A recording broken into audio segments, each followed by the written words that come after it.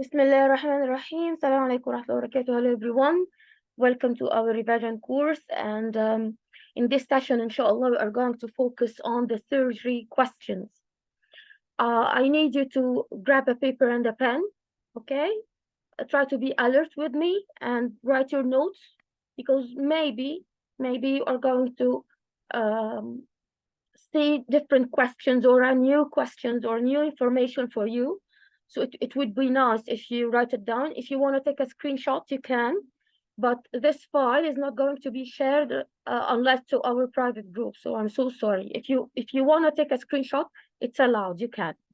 Okay, Bismillah. Anatomy and surgery questions for part 1 are not really difficult. However, they are not familiar to many of the candidates, especially because most of the books who are famous for part 1, they don't really focus on the surgery questions, or maybe they don't even mention it, right?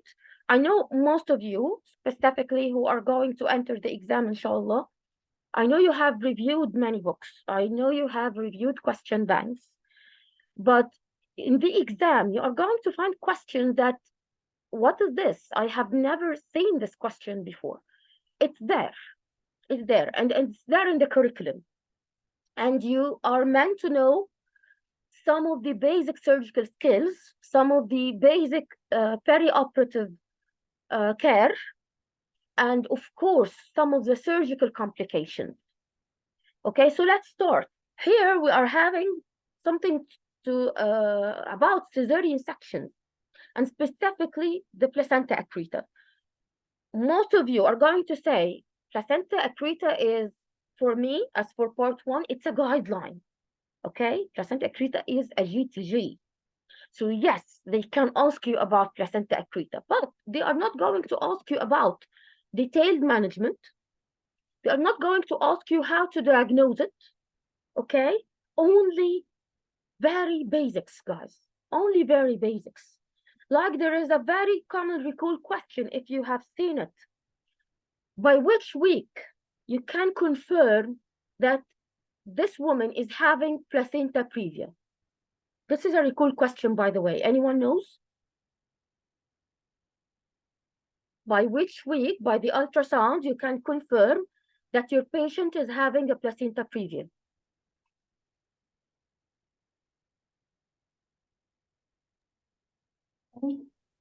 Try to be active or write in the chat box, please.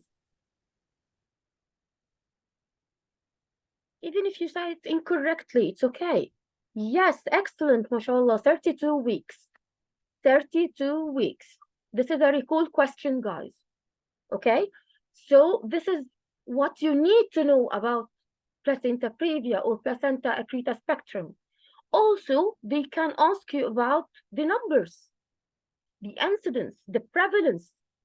Those are very common. The epidemiology of any disease is very common for part 1.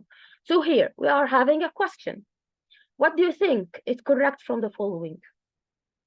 Blood transfusion is required for 20% of the cases only, or the involvement of more than one surgeon is not recommended. It is the most common cause for cesarean hysterectomy. The bowel is the most commonly affected organ during surgery. The risk of placenta accreta does not increase with repeated cesarean section. It's very easy, by the way. This is a strategy question. Yes, excellent. C makes sense, right? While the others not. How I will know this percentage? From the consent advice.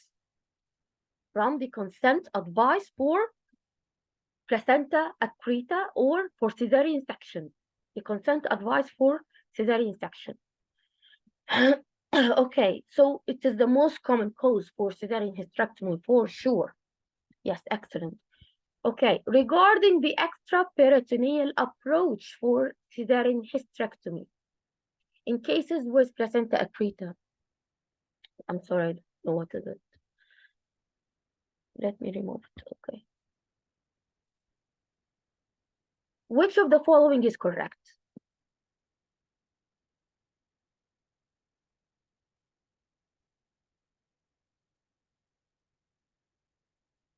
Any idea? I can say it out loud if someone is listening only. Cesarean hysterectomy is performed using the anterior retrograde approach. It is associated with increased risk of bladder injury. It is the most popular technique used in cesarean hysterectomy. The posterior vaginal fornix is opened transversely 5 centimeters below the cervicovaginal junction. The uterus is extrusorized and kept under traction so that the uterine vascular constriction can diminish blood loss.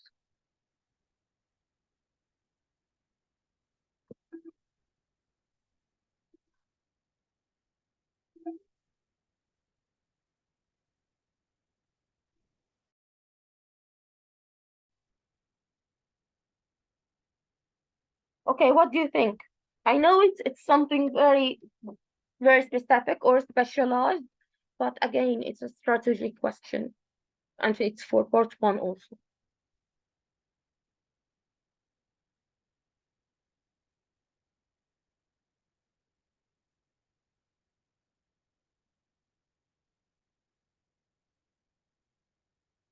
You know what is extraperitoneal cesarean section?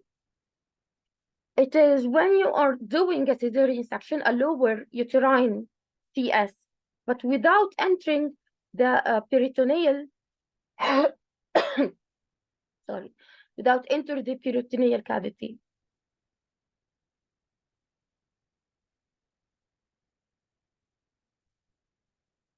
And it's really good, and it leads to improved pain scores.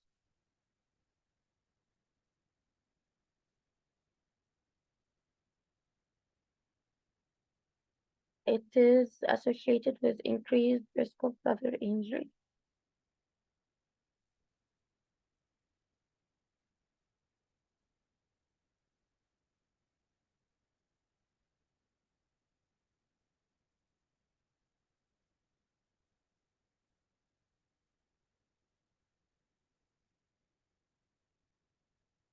Okay, let's see. Okay, this is the extraperitoneal cesarean section. First of all, it's not the most common method used now. Okay, it was practiced in the past. And yes, we are going to use the lower segment approach, but extraperitoneally by dissecting through the space of ribs. So we are not going to enter through the peritoneum. Okay, currently it is rarely performed. Why? Because they used to use this approach to avoid the infection or the pelvic infection. Okay, now we have antibiotics and we have potent antibiotics. That's why we are not using this method anymore. So yes, you were right. The bladder injury is going to be huge with this method. Okay, because when we use our low transverse method, the most common incision type, we are doing a blunt dissection between the uterus and the bladder, trying to avoid injury of the bladder.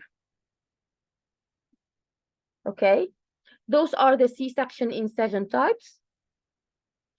They can ask you about what is this method or what is this type. They can bring you a picture and tell you what is the name of this C-section type or incision. What is the method? What is the name of this method and why it's used? Okay, sometimes they can give it as a scenario. The inverted T shape is one of the very rarest. It's needed only when the doctor needs more room to get the baby out, like large babies, and not only large babies, they are going to be also having malpresentation.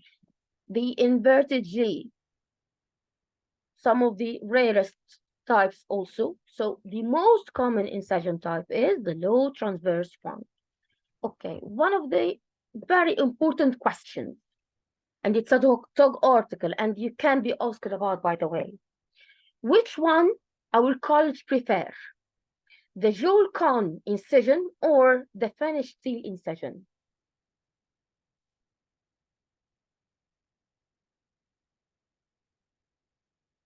Any idea?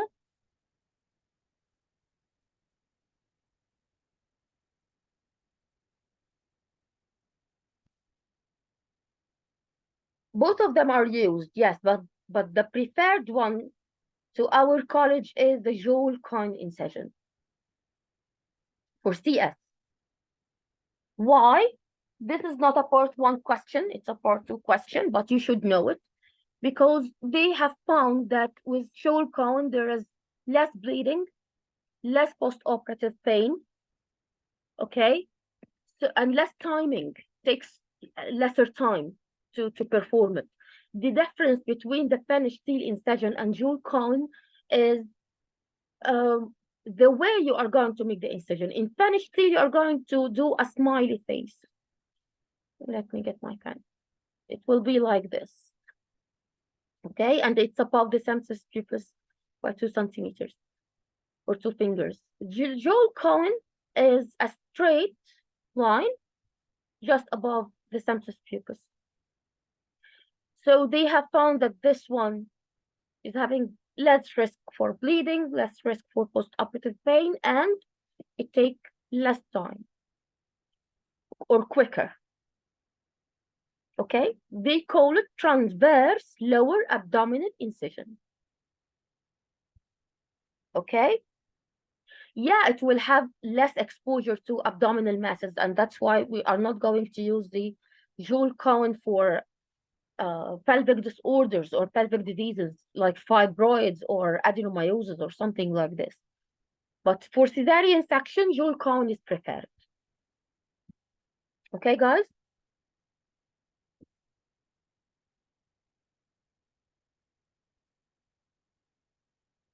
What is the preferred closure method?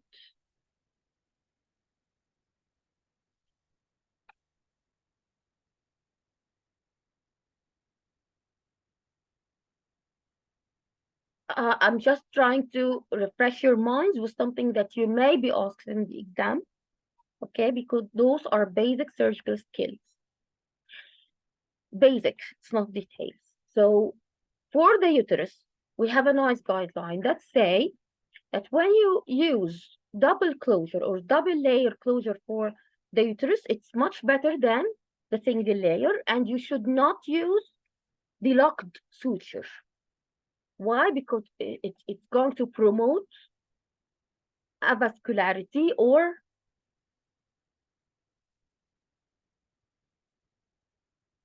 ischemia, okay? For the midline incision, and this is very old question, it may come again.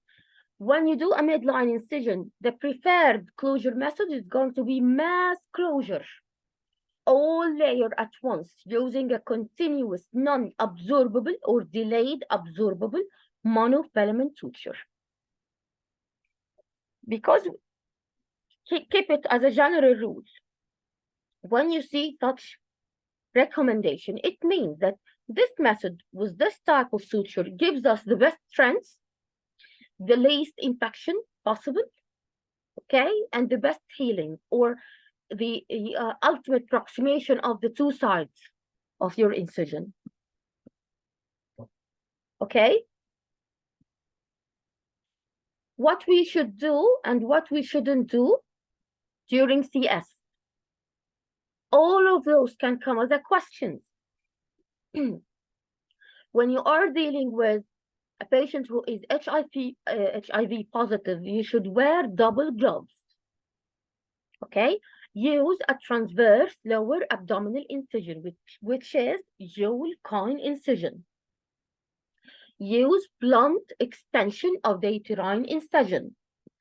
Don't cut it with a scissor.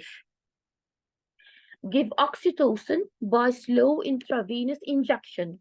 Why? You are protecting your patient from postpartum hemorrhage. Use controlled contraction for the removal of the placenta, not avulsion. Close the uterine incision with 2 suture layers, and more specifically, with unlocked suture. You should check the umbilical artery pH if the CX performed for fetal compromise. Okay, let's resume.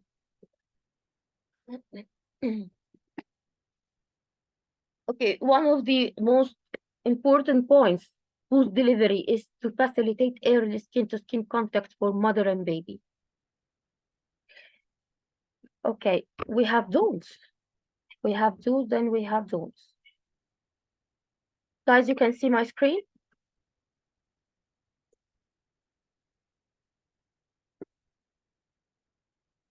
Can you please confirm if you can see my screen? Yes. Thank you. Okay, we have some don'ts, and those don'ts also were mentioned in the NICE guideline. Like, we don't suture the visceral or parietal peritoneum. We don't do it. Yes, we open it now.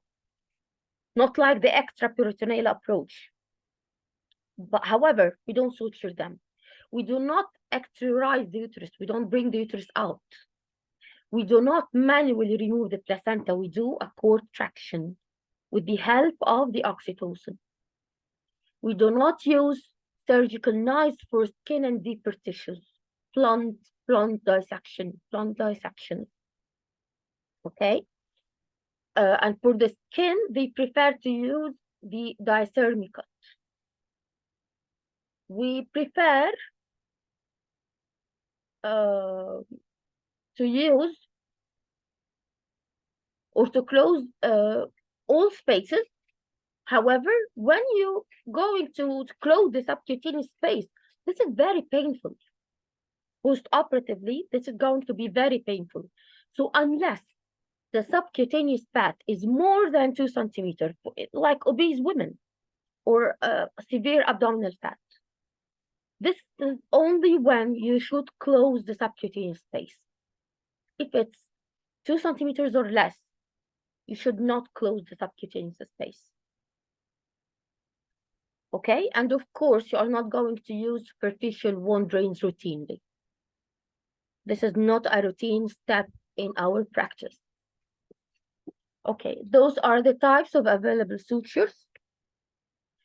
As part of basic surgical skills, you should know the types of sutures and the advantage or the pros and cons of each one.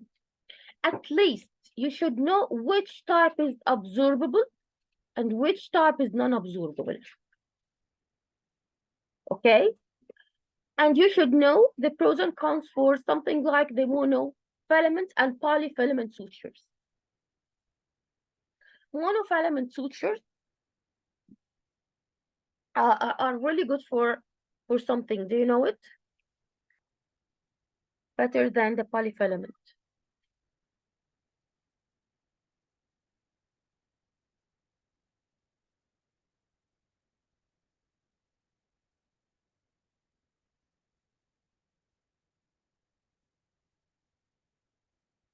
First of all, it's more smooth. They slide through the tissues smoothly because it's only one thread. And it does not harbor microorganisms easily. Why? Because it's slicky. The bacteria or microorganism, whatever it is, it's not going to find a place to stick to the suture. Not like the polyfilament. The polyfilament is like this. It's like many filaments braided together. Of course, it's microscopic. We are not going to see the filaments like this, but they are like hundreds of filaments braided together. Okay, so they are not going to be as smooth as the monofilament sutures, and they are going to be more prone for microorganisms to stick to them.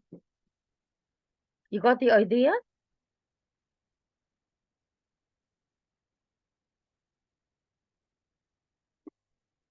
Got the idea, guys? Yes. Okay. Which one is having more strength. It's not going to depend on braided or non-braided. I mean, multifilament or monofilament. Okay? It's going to depend more on the type of the suture itself. Whether it's something natural, like the cat gut or chronic gut, or something synthetic, like proline or vicryl or merceline. Okay, so the one which is natural, the cat gut, they are really good. Okay, but we don't really use them now because we fear of the sensitivity and so on, and they lose the tensile strength very quickly. Look here and here, they lose it very quickly. So I'm worried about wound dehiscence.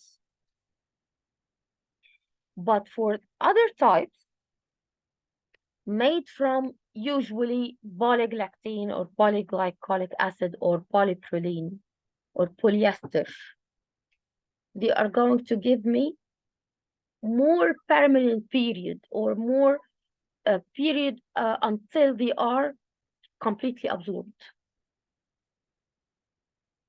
Okay, so like here, for example, the vicryl, one of our favorites in our practice. It's the absorbable and it's multifilament. Okay, so of course I'm going to know that it's braided. It's lose 60% of tensile strength in approximately 20 days. So this is great. Okay, and completely hydrolysis within 60 to 90 days. By the way, this was a question before. After how much days the vicryl loses 60% of its tensile strength? Okay, what else is very common in our practice? The proline. This one is non-absorbable and it's monofilament. Okay, this is the most permanent non-absorbable suture, SBA for sure. This could be an SBA. Very simple one though, okay? Those in particular are the most common ones that can come in the exam, not the other ones, unless they are going to ask you about something like the merceline suture. Merceline suture is type of suture that we usually use in gynecological procedures and in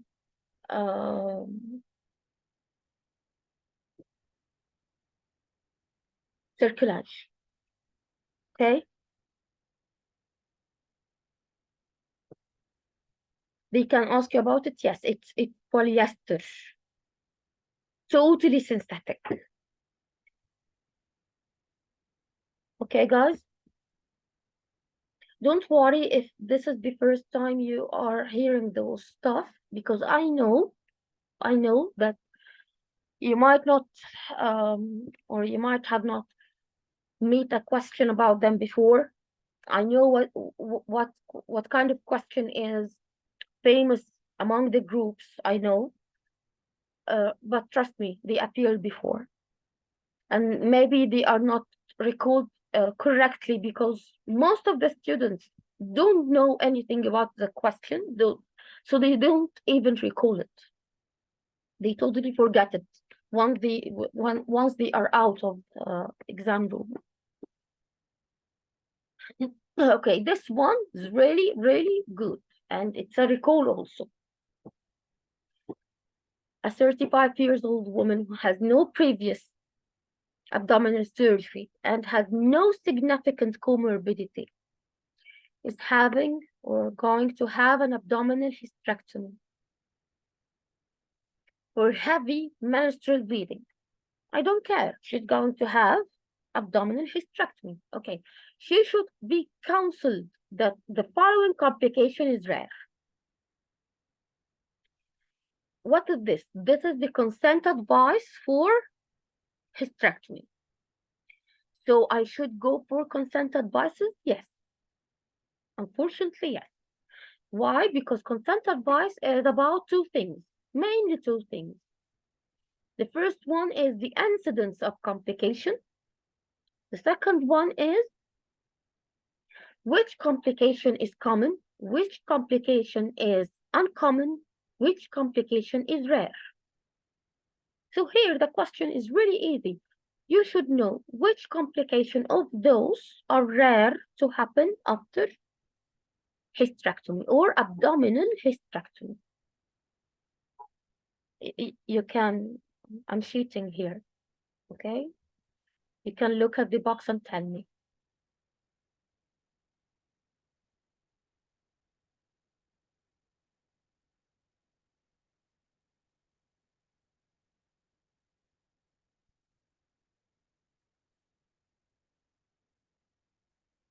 You know what is the most common complication for cesarean section or hysterectomy? The most common one. Yes, I'm having correct answer here. Thank you. The most common one is hemorrhage and blood transfusion. The rarest one is bowel injury. Okay? And you should know, guys, the difference between common, uncommon, rare. Okay? This is very important. This is a part of epidemiology and statistics. When we say a common complication or a common incident, it means that it happens up to 1 in 100 or more.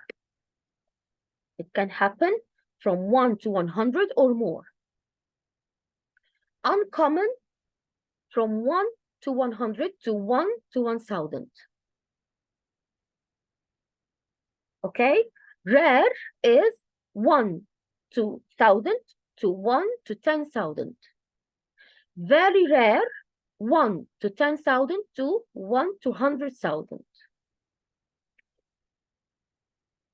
This is very important, guys. Please write it in your notes to go over it. Okay, this one.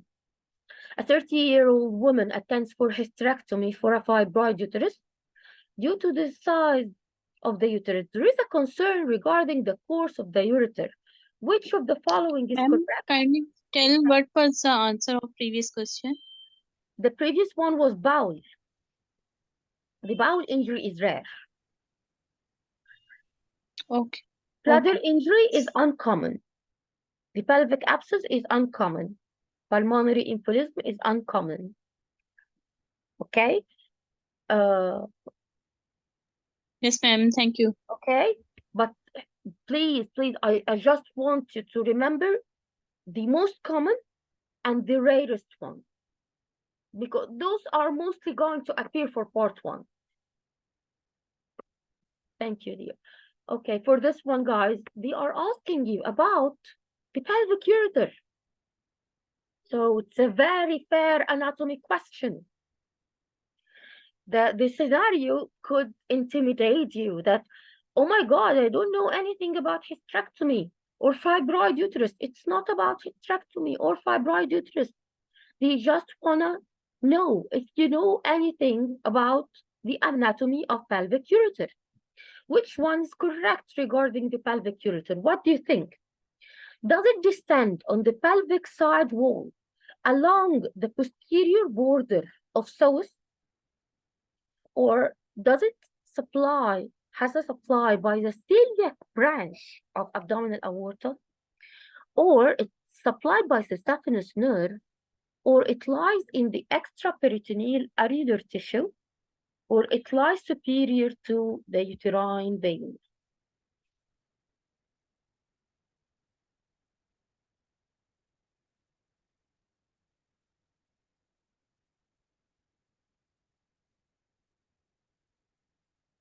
If you are good enough, you could tell me each one and the correction of each one.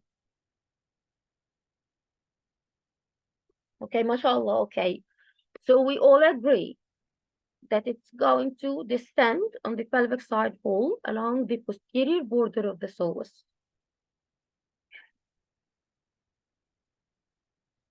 Okay, any doubts?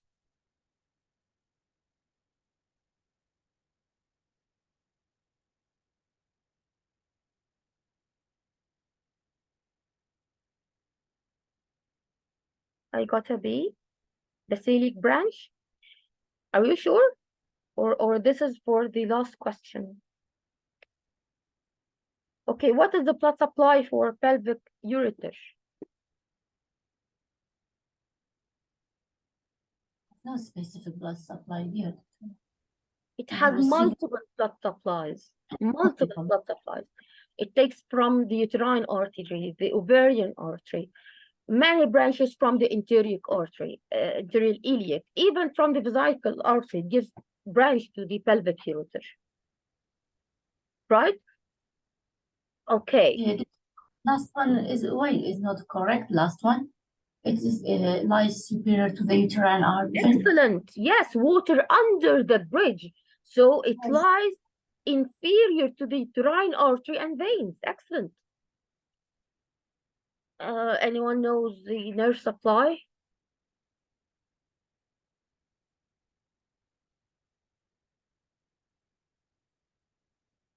Can you guess? It's from the superior hypogastric plexus and the pelvic splanchnic nerves and the inferior hypogastric plexus. So mainly from the hypogastric plexus, okay, and from the pelvic splanchnic nerves, just like the bladder. Just like the bladder. It received the same sympathetic and parasympathetic supply, just like the bladder. Okay, so this is the Attili option. Okay, does it lie extraperitoneal? Is the ureter extraperitoneal organ?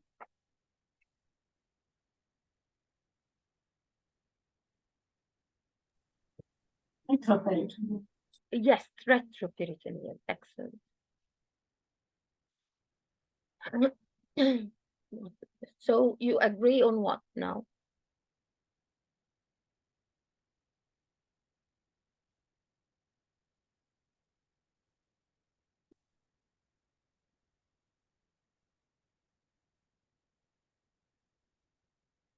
What do you agree about? Which one?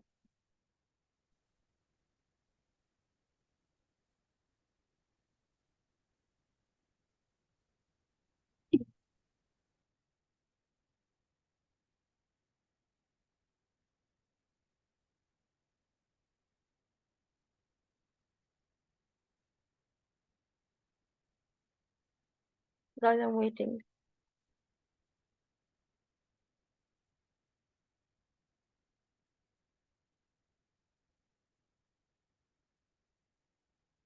I'm going to ask you again.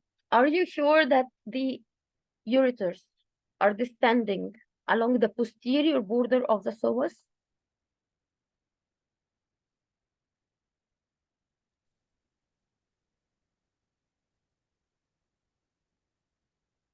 So it's major and so it's minor is from the posterior wall.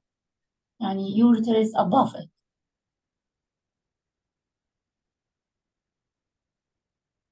Okay, it has a relation to the psoas, okay? But I got an answer here, so I'm going to just make sure if you are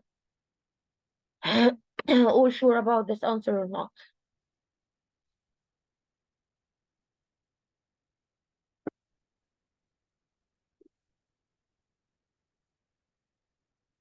Yes, okay. Yes, I was just trying to test yes, the solidity of your knowledge, okay? Please, things like this in the exam can make you lose marks. So you have to make sure that the ureter is fixed and engraved in your mind. Okay? We can go through, I'm not able to, yes, here. Okay, sorry, my keyboard was locked. Okay, here, guys. These relations are Bible. Okay, you can be asked about anything about the ureter, because what? It is the most likely organ to be injured during TS or hysterectomy, right? So this is what we fear most. So first of all, I need to know the relations in the abdomen, and when it gets down to the pelvis, what it's going to be.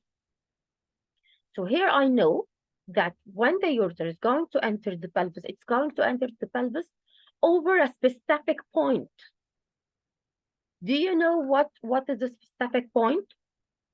In front of which joint?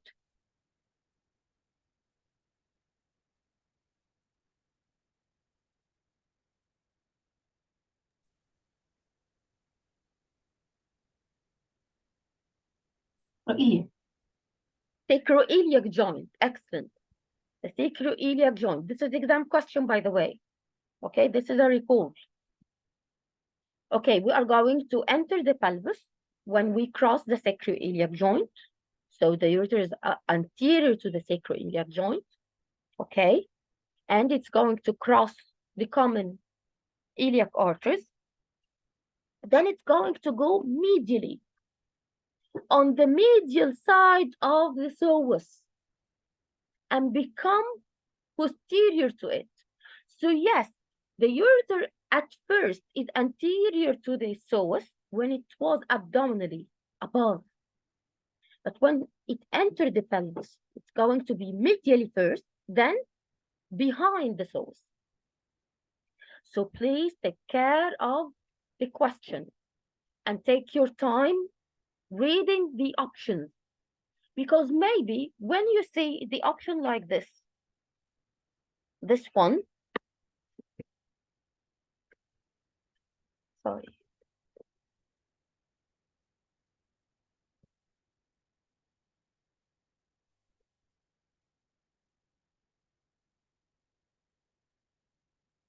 Okay, when you are going to see this one, you may say no, it's not correct. I know it's anterior to the psoas, and you didn't take care that they are asking about pelvic ureter.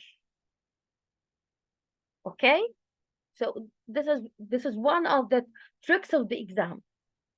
You are playing on the fact that maybe you are going to be having an anxiety, and you are searching for the first option that comes to your mind, or the first option that you see, and you haven't read the key in details and slowly.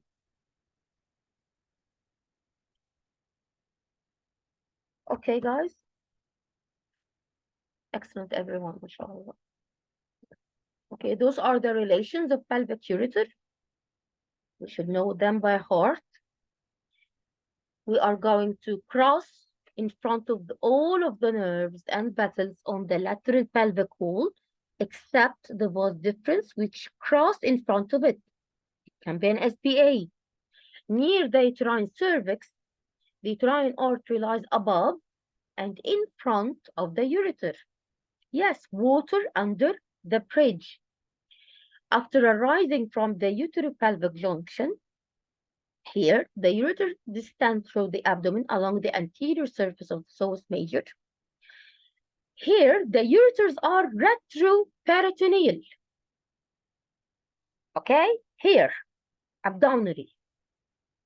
At the area of the sacroiliac joint, the ureters cross the pelvic brim, thus entering the pelvic cavity. At this point, he will also cross the bifurcation of common iliac artery. One of the recent questions, and it was really a silly one, they asked about at which level the ureters are going to cross the internal iliac artery. And trust me, I have searched a lot for a specific answer, but I didn't find a specific answer. So if I were you and this question come again, I would answer it at the level of sacroiliac joint.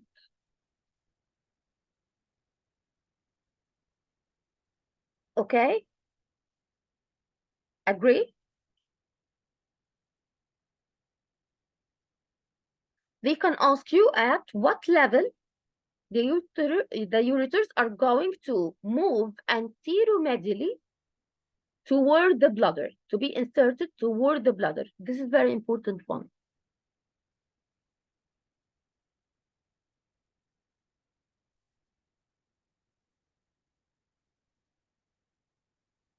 At the level of ischial spines. Ischial spine is one of the most important surgical landmarks for us, even clinical landmark during labor, right? Okay.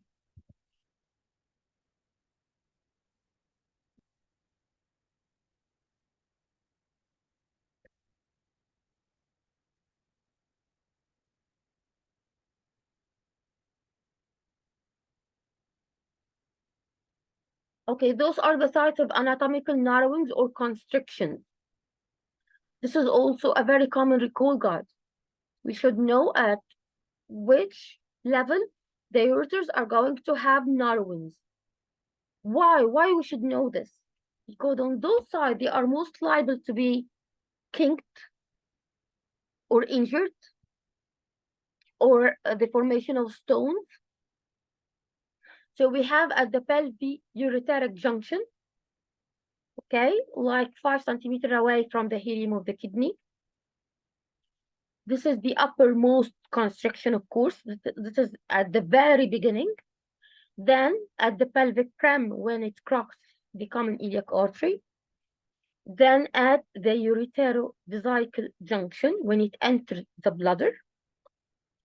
And in addition to the above 3 sites of constriction, we have 2 more that can happen, or the surgeons have described them at the juxtaposition of vas deferens or broad ligament, just above the broad ligament or just above the vas deferens, and at the ureteric orifice. Okay, the orifice, not the junction, the orifice itself. The arterial supply of the ureter, as I told you, it takes from many branches, and this is why the ischemia of the ureter is not common. So the injury as ischemic type is not common for the ureter, but to get it kinked, yes. To get it cut, yes. To get it cauterized, of course. To get it sutured, yes.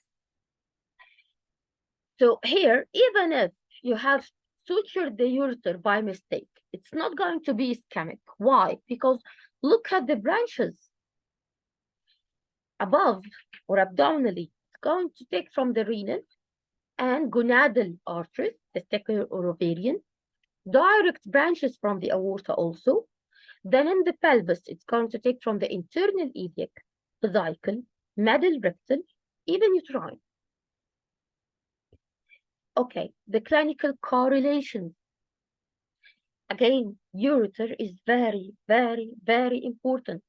Everything about the ureter, you should know. Everything. Okay, and in detail. Even the histology, if you can do it. They may ask you about the type of cells in the ureter epithelium. They can do it. Okay, and what is the difference between the ureter and the urethra? I think I have seen a question like this. It's a very old one, but it used to come. We have here the sites for ureteric calculus. Okay, yeah, we know it. And we know also that the ureter may be injured in one of those sites. This is very important also. Of course, the point of crossing. Why? Because when we try to ligate the iliac vessels in cases for postpartum hemorrhage to control the hemorrhage. You can ligate the ureter as well.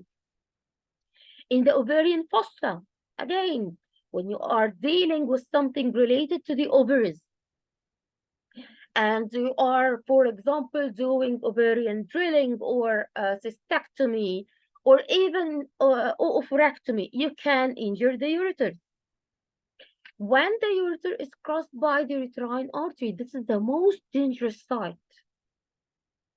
Why? Because this is the most site likely to be injured during hysterectomy in particular. And by the way, this is a record. They can ask you about the most common operation that the ureters can get injured at. That would be hysterectomy. Last is at the base of the bladder. Maybe during dissection, maybe during hysterectomy also. Okay, it's not really common like here, but it can happen also when there is strong adhesions. Okay, guys, are you following?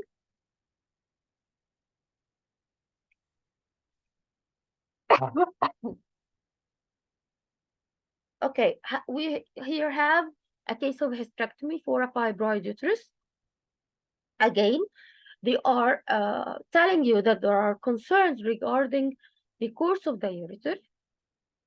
And following the surgery, there are concerns regarding urine output despite adequate fluid intake. So here I'm expecting that they are asking me about ureter injury. This is a TOG article, very important one, can come for part 1 and part 2 and part 3 and every part.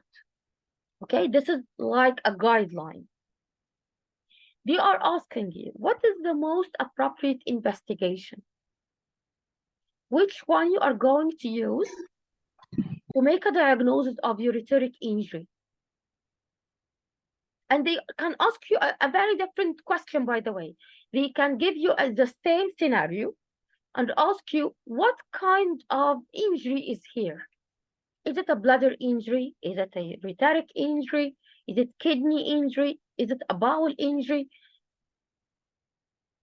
Okay, focus on the scenario. She's having low urine output despite adequate fluid intake. So we should exclude ureteric injury. Okay? First, and bladder injury, of course. But in bladder injury, they are going to give you some other clues, like there is a urine in the pelvis, or there is a urinoma.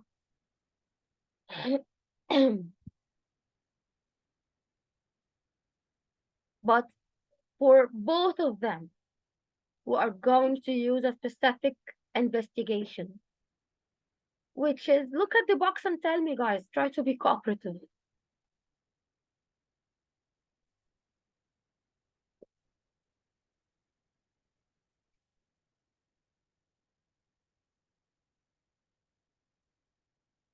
If they are asking about the ureter specifically, this would be IVU, intravenous urogram.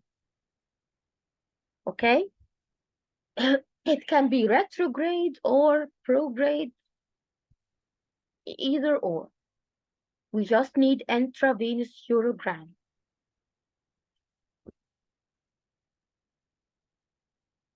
Okay? Cystoscopy is not going to do the trick because cystoscopy is not going to show me the course of the ureter or any leak. It's just going to show me the orifice of the ureter. And that's it. MRI is good, but again, it's not very specific for ureteric injuries. And intravenous urogram is more specific, and it's going to show me the site of the injury on spot. Okay. Here. The graph is different from different. or the same like IVU يعني.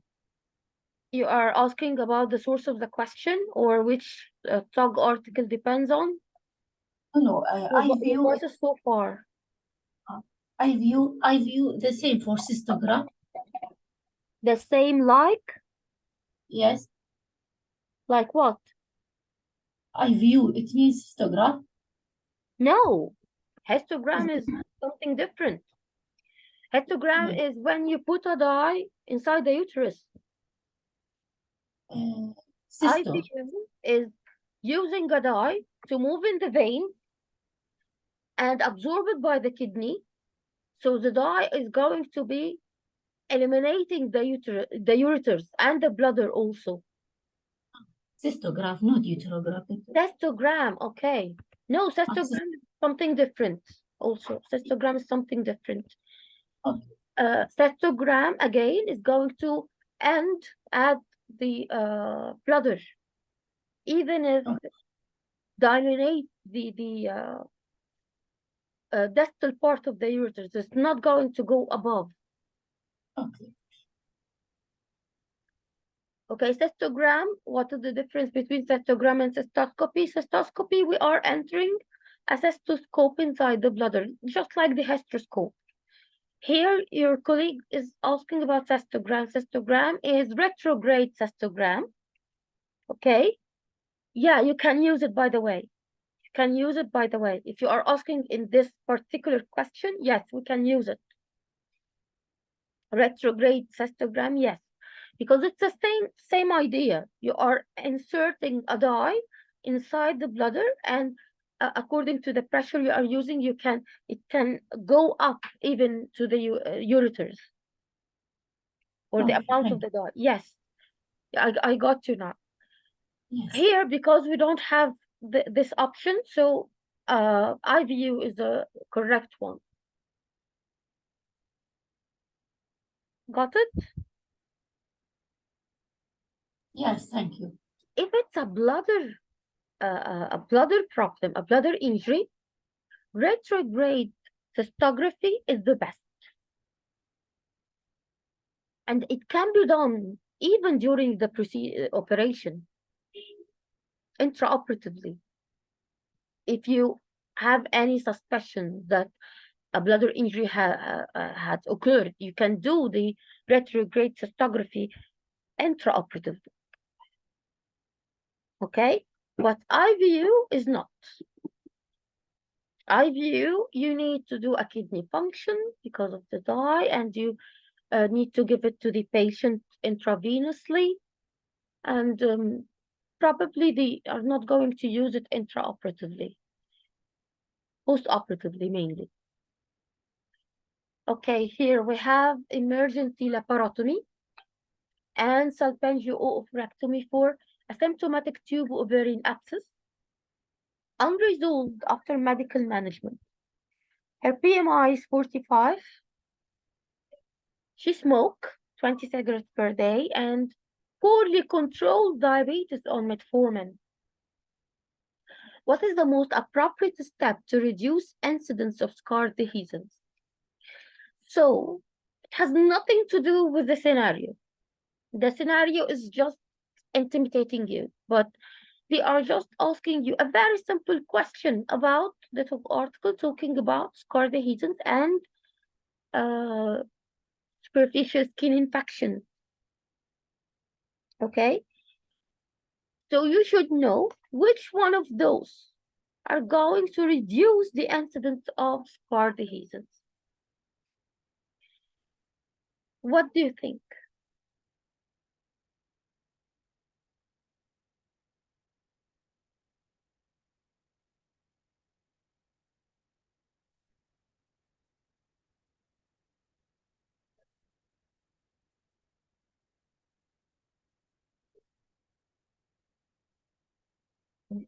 Have you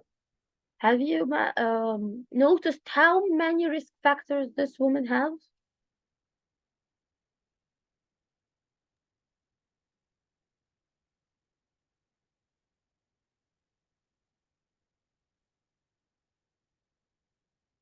take care that some of those are going to help with wound healing, but they are not going to reduce the incidence of scar dehiscence.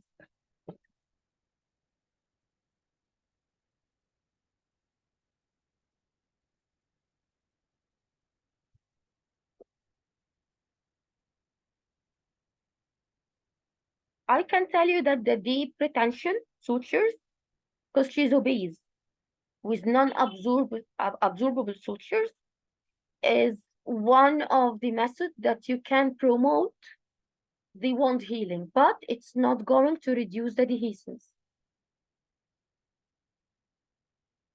Sorry. Sorry,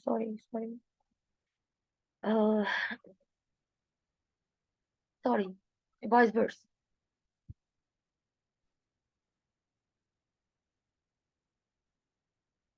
Guys, look at the box, please.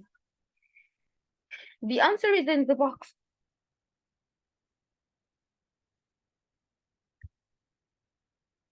Okay. Scar dehiscence is when you're having wound gapping. This wound gapping can involve not only the skin, but also the subcutaneous tissue, right?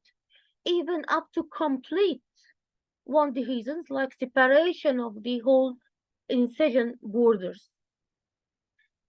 If you give antibiotics or ask her to control the diabetes or remove the suture after 10 days, prolonged suture placement, all those factors are going to improve the wound healing, but they have nothing to do with wound dehiscence. The only step here that can reduce the incidence of wound dehiscence is the deep retention sutures. Why so? Because this woman is morbidly obese. So that's why we used a deep retention sutures.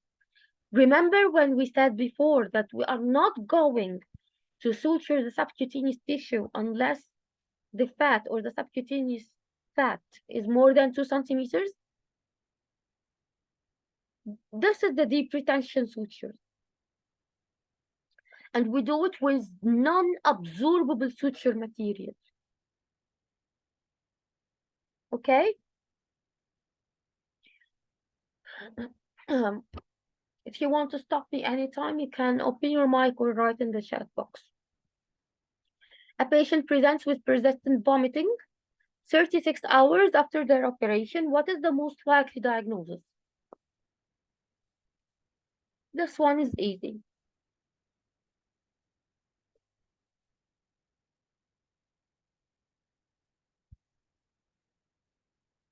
Come on, you can figure it. Yes, small bowel obstruction, of course. This is the only one that makes sense here. Persistent vomiting, okay? And it's not just right after the operation, it's 36 hours after the operation.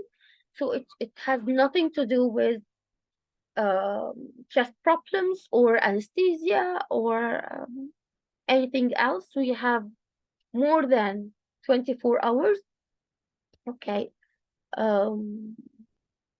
Let me ask you before this, what is the most common post-operative complication? I'm not sure if I have this question here, but what is the most common post-operative complication? Or let me be specific, the most common post-operative cause of pyrexia.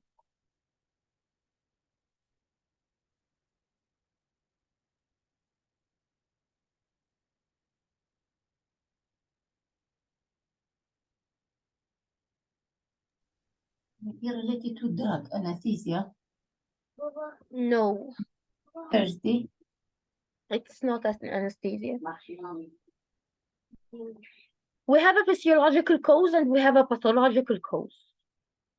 Okay, the physiological cause is the systemic reaction to the inflammatory mediators came out during the operation. and we have a pathological cause, which is pulmonary atelectasis.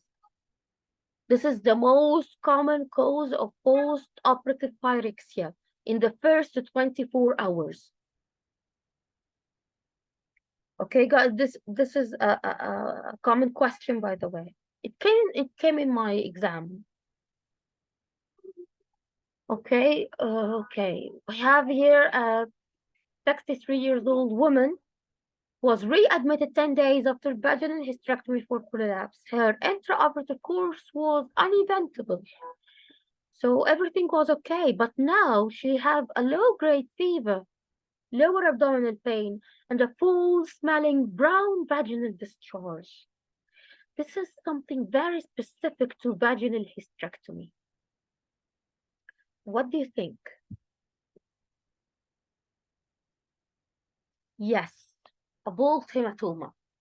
This is a very specific complication to vaginal hysterectomy. Remember it this way.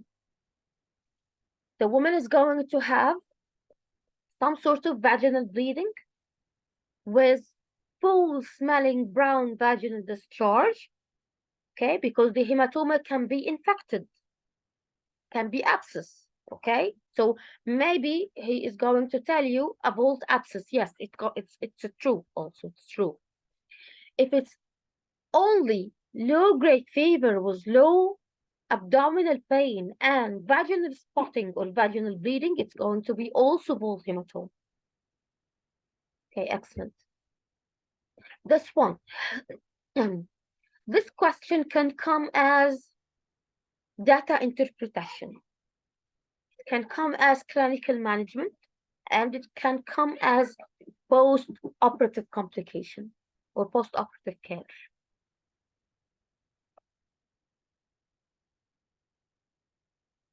First of all, I need you to go step by step here. Someone tell me, this woman having acidosis or alkalosis, and it's going to come in the exam like this. Okay? Typically like this. They are going to give you the normal values.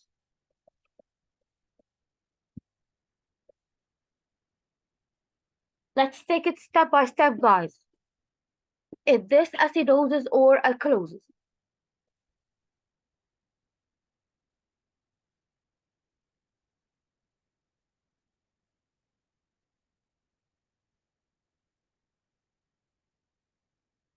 Acidosis, yes. Okay. Let's complete our road step by step. I want to see what is the reason for acidosis. So I'm expecting to see either high CO2, okay, or low bicarb, right? So I'm searching now for the high CO2.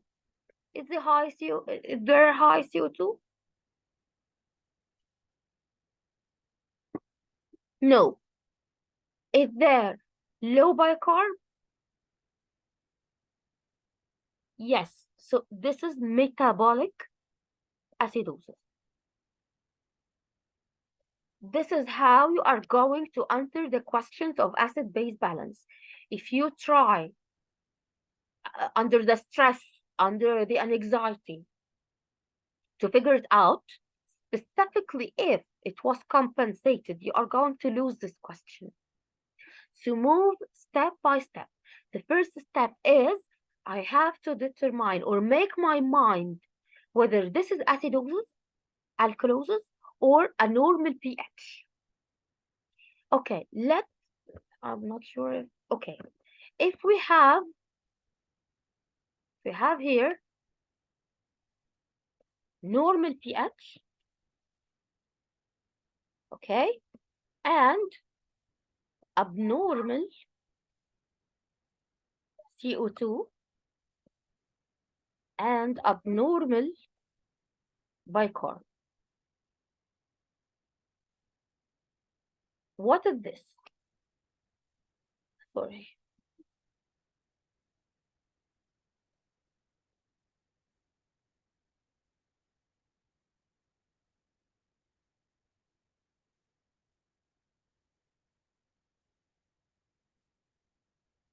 Well, I'm telling you, something is wrong with my keyboard.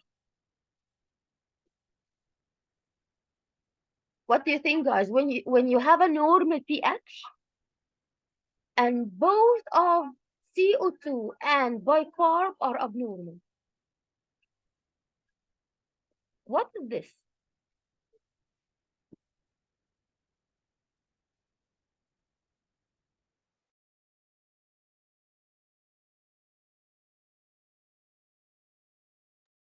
This is compensated state, a total compensated state.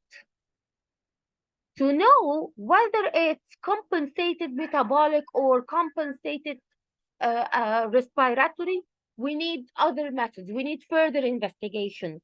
Okay, we need to know who is dominating in those. Okay, and it's not going to come in the exam because it's really hard. But when you say a normal pH, this is a compensated state. The body has managed to compensate the state of deficiency, whether it's acidosis or alkalosis, returning the pH to the normal state. Okay, let me get you another example.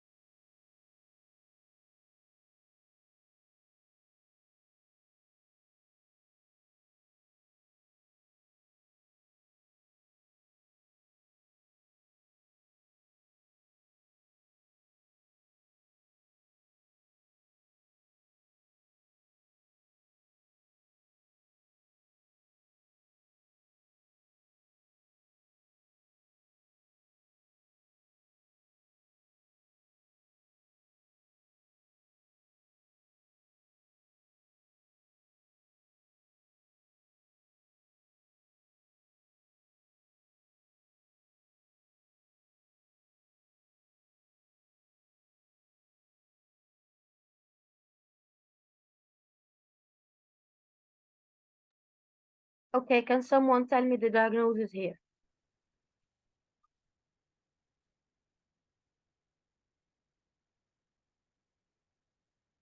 Let's move step by step.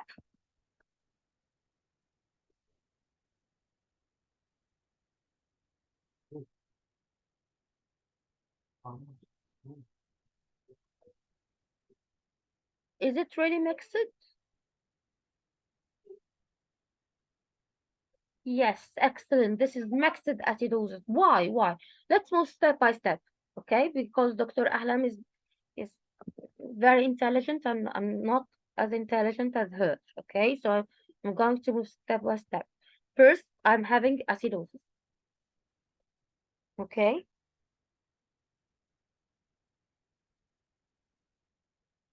Then I have a look on the CO2. I have found it a little bit high. So, okay, this is respiratory acidosis. Okay, great. Let's see.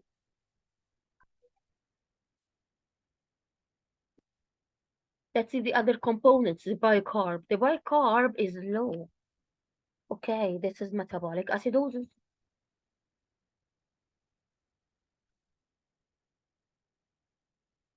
So after I made my equation, I found that both of them has hand in this acidosis. Both of them contributes to this acidosis. So this is simply mixed acidosis.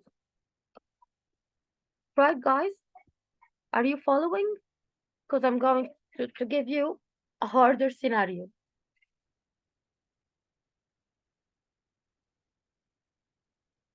Okay? Okay, same pH. Same pH. And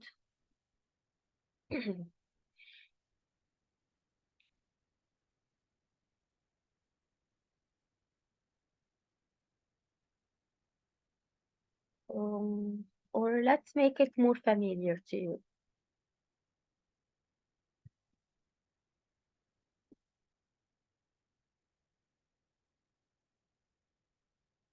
Okay, we have this one is 4.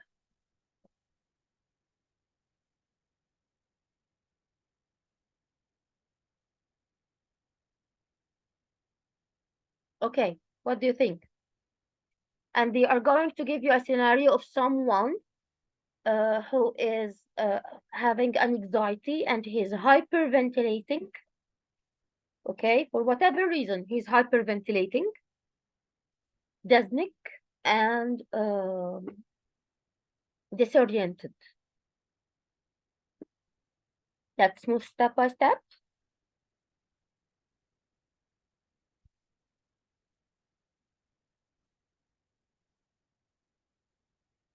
Really? Okay, let's move step by step. Here the pH is alkalosis. Okay, I'm sure you agree with me. What about the CO2?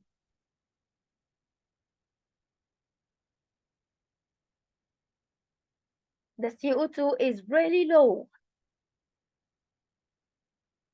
right? Because of the hyperventilation, of course. He's washing out the CO2. Okay, so this is alkalosis, and the CO2 is low. Okay, this is respiratory alkalosis. Okay, fine. I've got my answer. Okay, wait. Look at the bicarb. The bicarb is low. Now, what is this? Like, really, what is this? Low bicarb should be acidosis, right? So why I'm having low bicarb here?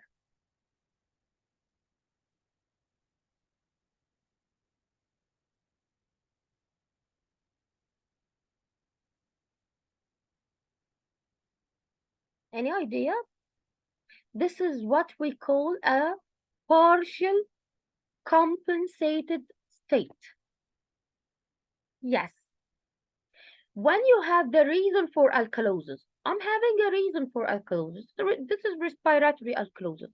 Then why the bicarb is giving me a picture of metabolic acidosis? Why?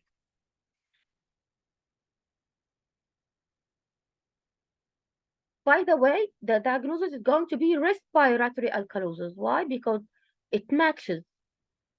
The PCO2 match with the pH. So this is respiratory alkalosis. What about this? Your body is trying to compensate for this alkalosis. Okay, so he is getting rid of the bicarb through the kidney. So now it's very low in the blood, trying to make the pH normal again. So what we call this? We call it partially. Partially. Why it's partially? Because the pH is not normal yet. If it's totally compensated, the pH is going to be normal. But the pH is not normal.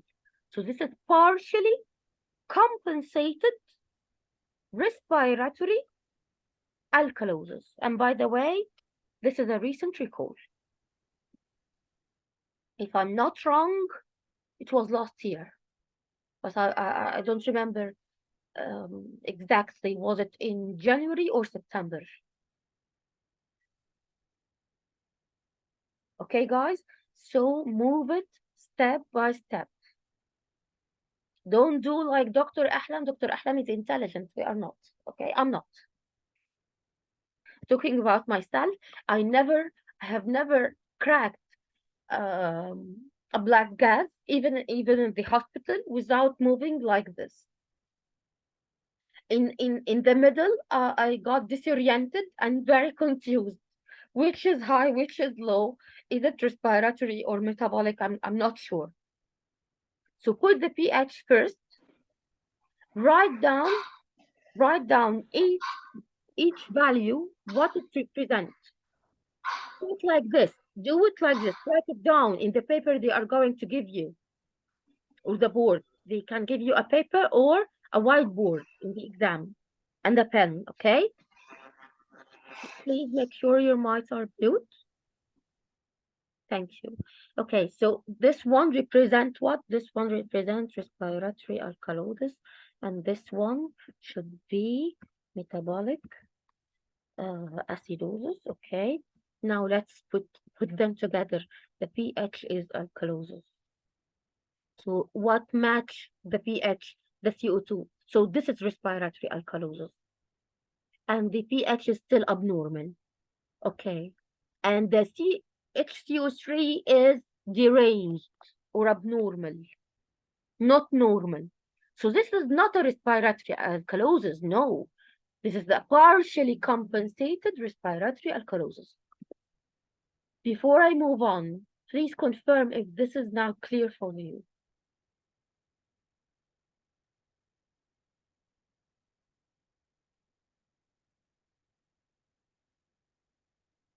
Is it clear, guys?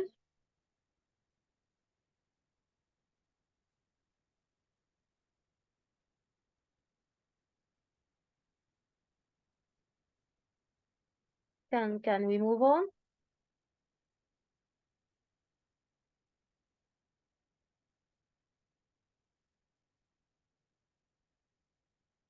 Anyone?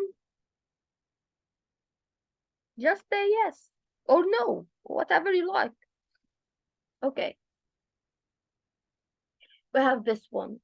This woman, who is 44, she develops worsening, shortness of breath, and tachycardia 2 days after radical hysterectomy and bilateral pelvic lymphadenectomy. Initial investigations. A CT pulmonary angiogram demonstrates a segmental defect. So the CT pulmonary angiogram already had a diagnosis.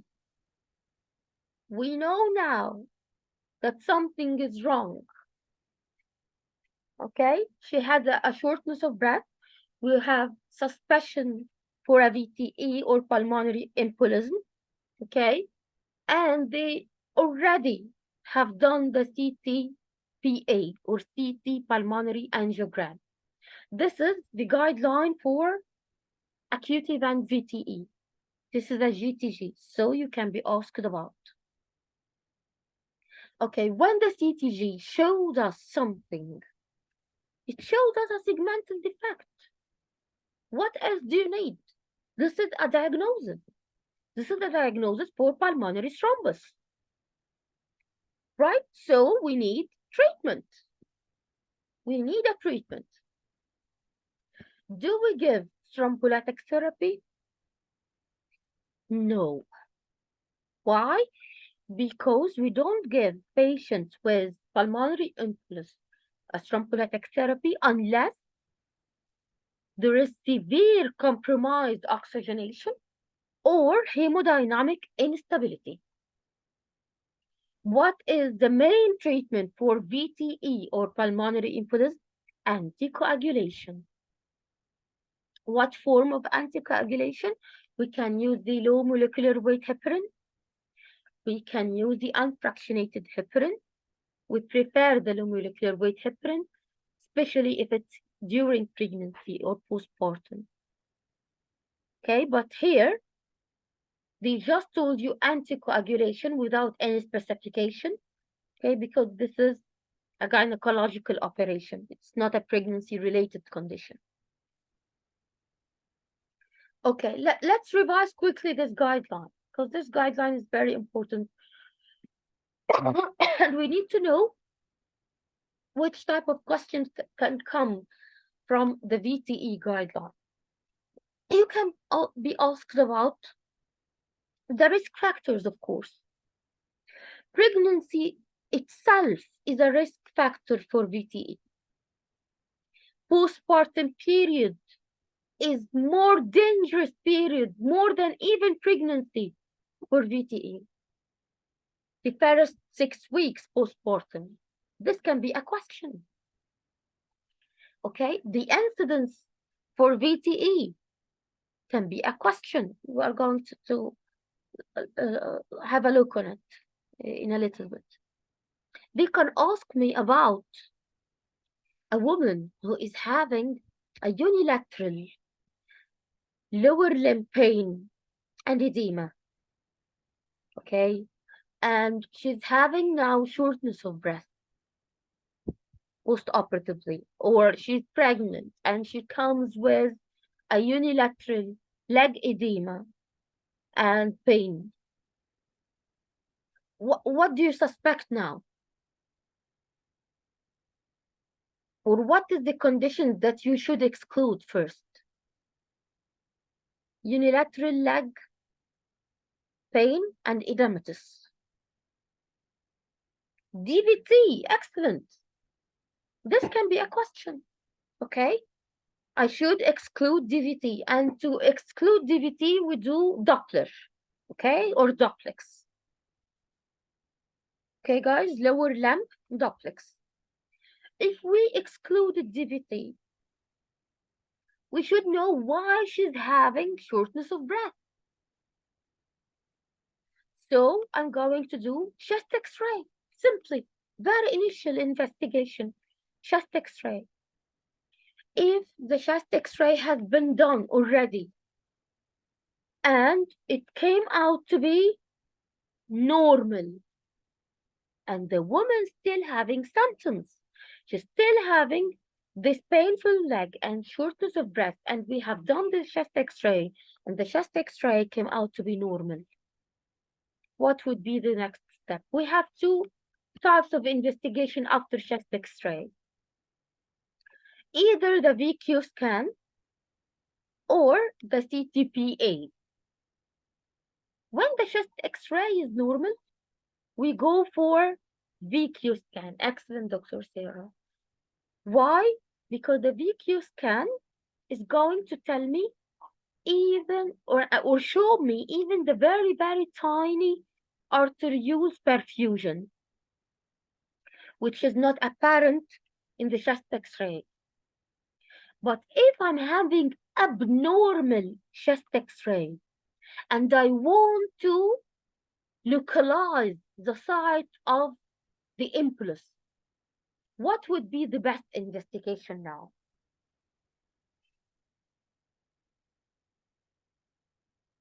If you are paying attention, you should know it. Yes, the CTPA, excellent. Because CTPA is going to show me the site of the embolus. So see, this is how far they can bring you from the VTE, GTG. The diagnosis for DVT, or which type of treatment you should give a woman with suspicious DVT or confirmed DVT. Even if it's suspicious only, she should start anticoagulation. Even if it's not even proved yet. Just if you suspect DVT, start anticoagulation. Okay, we have done the chest X-ray and the chest X-ray came out to be normal. But the woman is having shortness of breath and she's suspicious for DVT. Still she's suspicious. I should do a VQ scan. Okay, I know I'm getting out of the scope here, but I cannot stop myself. Which of the both of them, the VQ or the CTPA, have more radiological exposure or radioactive exposure to the breast? This is a recall, by the way. Which one is more dangerous for the breast? Yes, excellent. The CTPA. This is recall, guys. Okay, it's by physics, I know, but it's very important. So that's why they can bring you a tricky question. Okay, it would be very tricky for a part one candidate. They can ask you that a woman needs to have a further investigation for pulmonary embolus. However, she's having a history of breast cancer, or she is BRCA1 or BRCA2 carrier. What would be the best investigation for her now?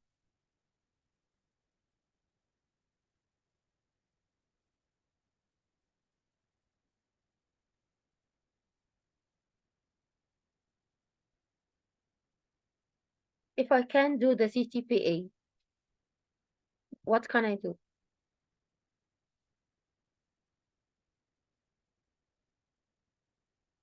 The VQ scan, right? If the CTPA is contraindicated, then I can use the VQ scan. I have no choice. Okay? Another question, which one of those is more dangerous to the baby? The VQ scan or the CTPA?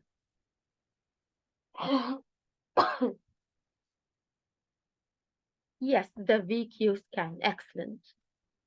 Also, a recall question. Okay. This is perioperative care question and very, very, very important in order to prevent surgical site infection in a 40-year-old woman undergoing total abdominal hysterectomy. Sorry. Which would be the most appropriate pre-operative step? Have a look and tell me.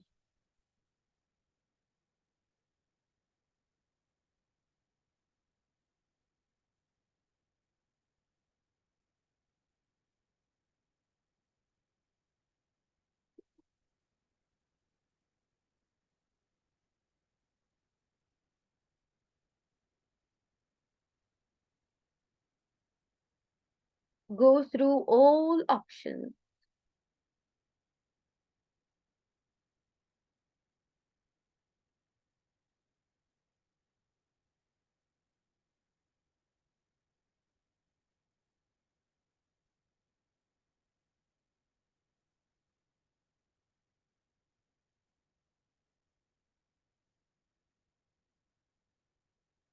Okay, excellent, excellent.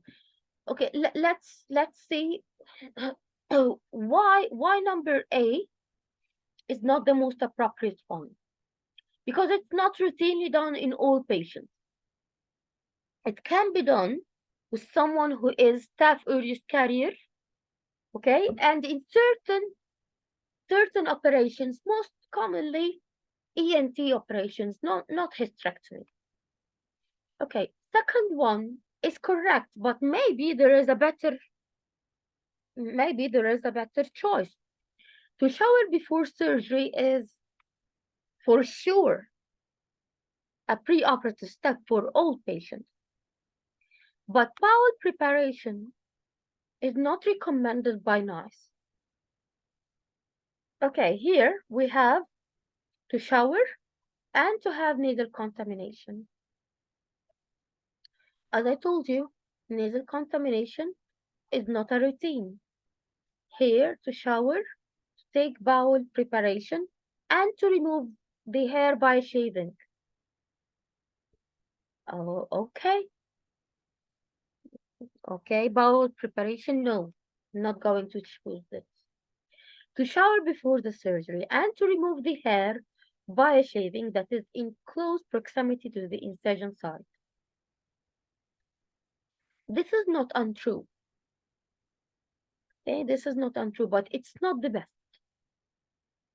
Why? Because the NICE guideline is telling us that hair removal is not routine. And if you are going to do so for better exposure, for example, or you see that it's going to be better for you during the surgery, do it by shaving. not by clippers. Okay, so this can be an exam question also. But it's not a routine step to remove the hair. Okay, so excellent.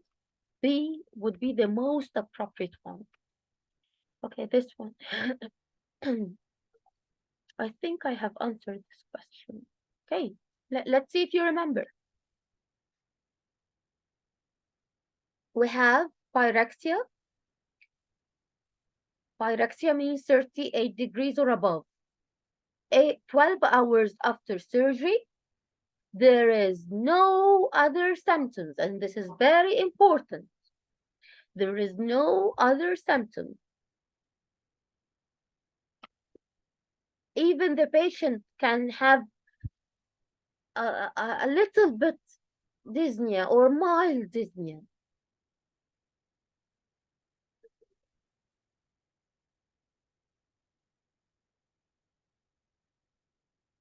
Yes, excellent. So only the Dr. Sarah is going to enter the exam. All of you are not going to enter January exam. Try to cooperate, guys, here. Answer incorrectly. This is going to be the best for you. We are here to correct concepts. Okay? I'm not going to give stars for the one who answered correctly. I want you to answer incorrectly so that I can know what's going on in your mind and correct it. Okay? So yes, it's atelectasis. That's what I was talking about before. Atelectasis is the most common cause for post-operative pyrexia, especially if there is no other symptom. Okay, this is the most common cause. Okay, here. I think this question is for you, Dr.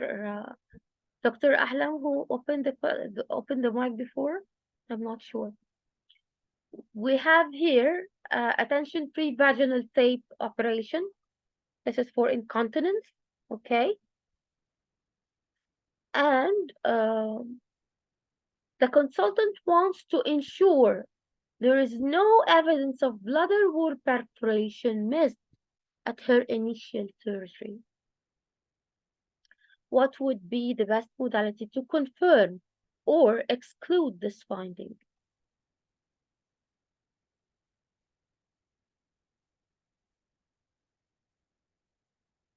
Is post-operative, okay? In the follow-up visit.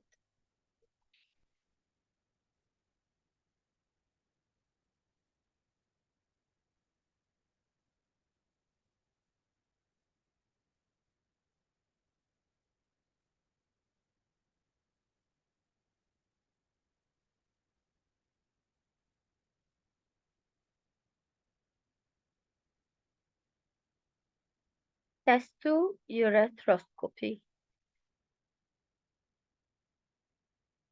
Okay. I think there are three agree that testo-ureteroscopy is the best. Okay, let's see why it's not CT urogram. Okay, CT urogram is great, but it carries high risk for radiation, of course. Okay, and if you are going to use it to identify small perforation, it's not going to be the best choice because we always weigh the benefit versus risk. Okay, IV or intravenous urogram is really good, really good. Okay, but again, it's something that I should do preparations for it and kidney functions and sensitivity to the dye. Okay, and usually it's performed for the ureters. Okay, and it's really good for the ureters. It will show me the specific site for the injury. I don't need it here. Okay, what about mecturating cystogram? It's going to, yes, identify the bladder injury. However, if the if the injury is very small or the defect is very small, it's going to miss it. You know why? Because we are usually depending on the amount of the urine that will come out from the defect during micturition. Something like the hysterosalpingiogram. We see the spill, the pelvic spill of the dye. Here we see the spill from the bladder. If the defect is very small, it's not going to detect it. The ultrasound for sure is not going to be sensitive at all for bladder injuries, but it can show me stones. Yes, it can show me kidney state, if it's enlarged, if there is hydronephrosis, if there is hydroureter. So the best here, like every scope or cystoscope or hysteroscope or ureteroscope, all are available in the UK clinics, okay? Hysteroscope, for example, is one of the modalities that is very much available in the outpatient clinics. So here, if I want to detect a bladder perforation or bladder injury in the outpatient clinic, I can do it with a cysto-ureteroscope. It has no preparation. Just I'm going to give the woman painkillers, paracetamol or non-steroidals before the procedure, and that's it. Take her consent, and that's it. Okay. Sorry, I told you VTE incidence is very, very important, guys. What is the lifetime risk for VTE in general population? This would be 1 in 20.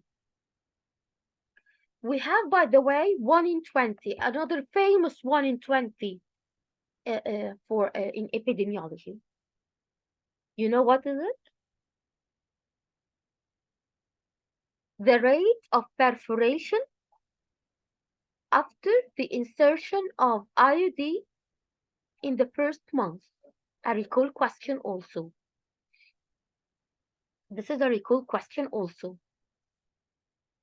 IUD incidence in expulsion rate of IUD in the first month after insertion. This would be 1 in 20. Okay, I'm hoping that you are taking notes. What is the percentage of all cases of VTE associated with hospitalization for medical illness or surgery? If you noticed, it was here.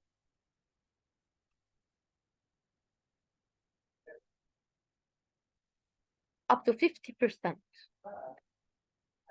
Up to 50% are going to need hospitalization. Okay, at least how many weeks should COC prior to the major surgery be stopped? Perioperative care.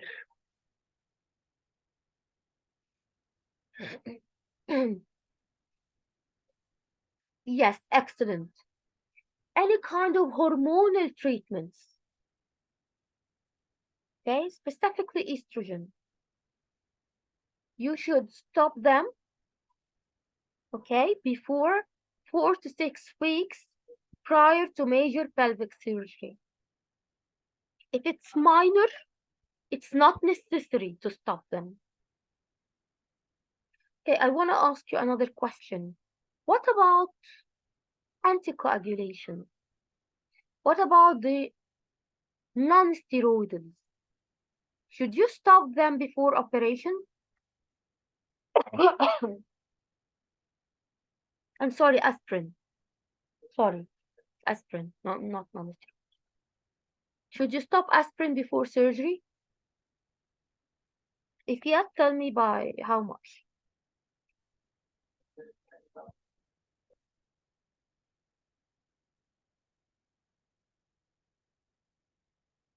No. No, guys, aspirin, no. You don't have to stop aspirin if it's used for anticoagulation before surgery. Very common question. Take care. It's pharmacology question. But when I remember something, I wanted to share it with you. No, you are not going to stop aspirin before surgeries. 7 days. Dr. Jumana said 7 days. 7 days is the period you are going to stop specific types of anticoagulation, not aspirin. What about warfarin?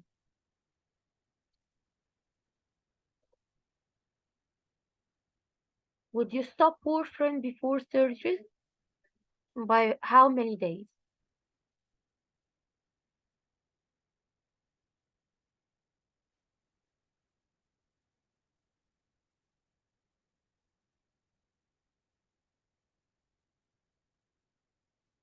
If you have the choice. It's elective procedure, not acute one. Yes, of course, in acute cases, emergency cases, and you need to operate right now. Yes, I'm going to give vitamin K for sure. But if it's elective operation, when should you stop the warfarin?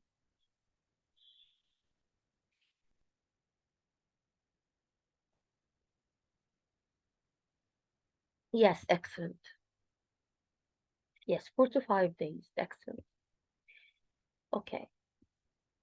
What is the risk of venous thromboembolism with major surgery in the absence of thromboprophylaxis?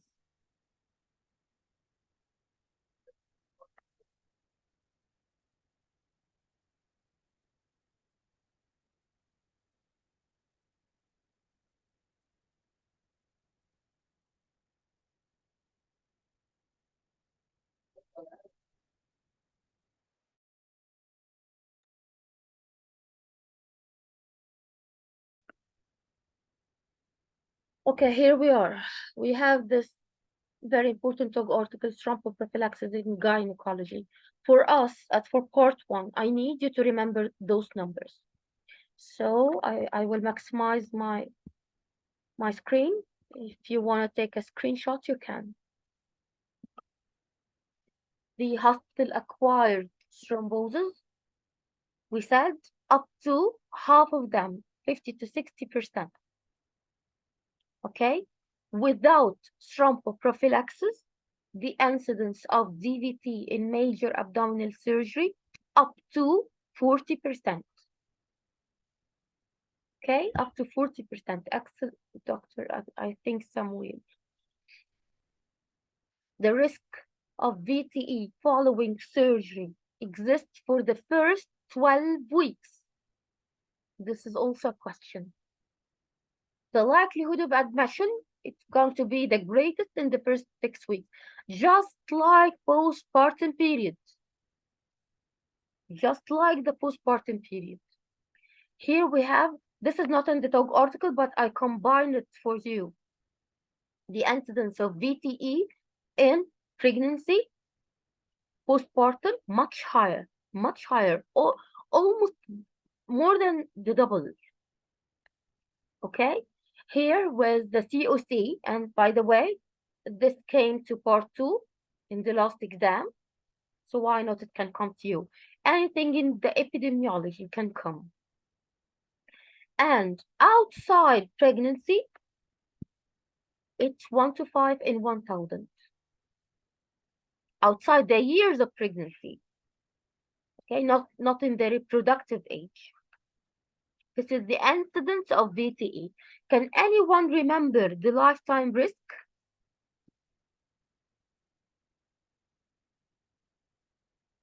Lifetime risk for VTE?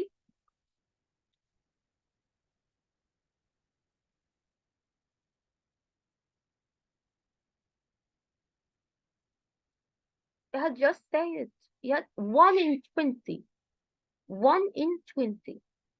Not 20. 20 is a very big number. Yes, 1 in 20. Okay. Okay. Here we have a patient who went for a laparoscopy to treat endometriotic deposits, and they want to remove the adhesions also. So which of the following is evidence-based to try and improve outcome following surgery? Strategy question. I don't think it came before in the recalls, but it's common knowledge. If you want to release the adhesions,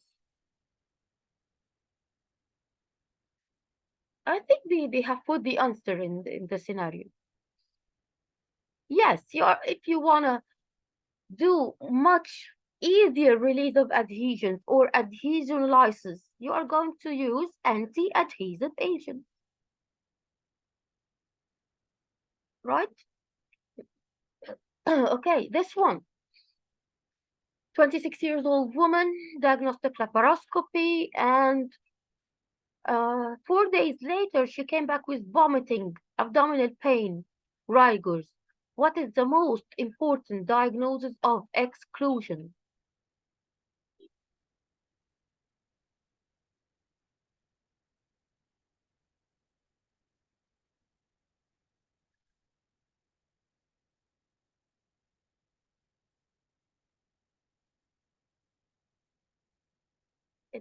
I think this is also very, very easy one.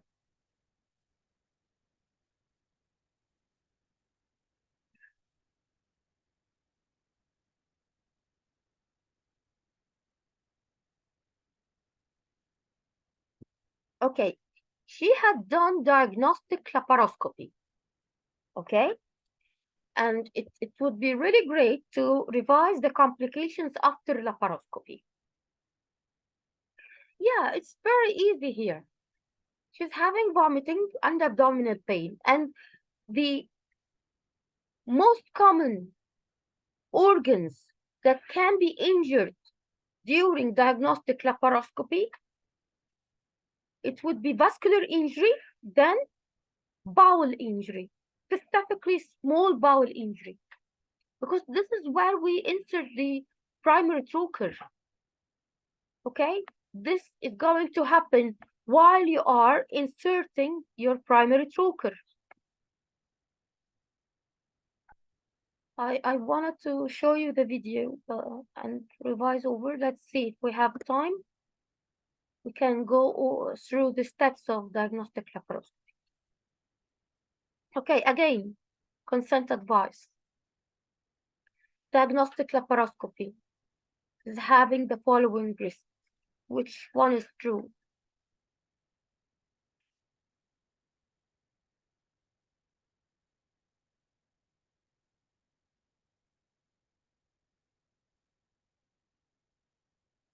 Even if you don't know, let's make it by exclusion. Okay, infection is a serious risk. Do you think infection is a serious risk for laparoscopy?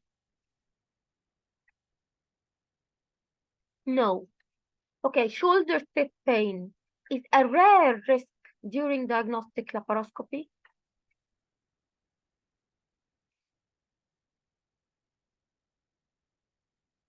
No, it's a very common one. It's a very common one. Shoulder pain and bruises. Bruises in the sides of the trocars, shoulder pain. Okay, one of the most common risks after diagnostic laparoscopy. Okay, the overall risk for serious complications is 1 in 200.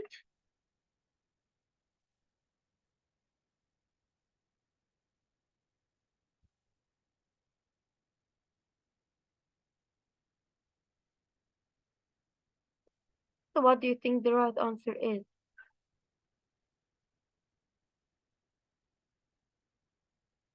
Yes, it's A.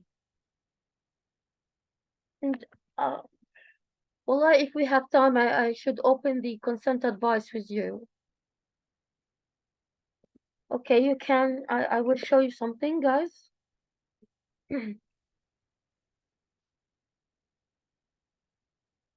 Okay, you can see my whole screen now. Simply, you are going to open Google.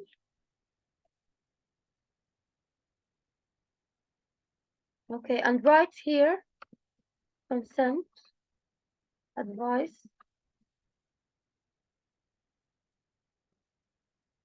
laparoscopy,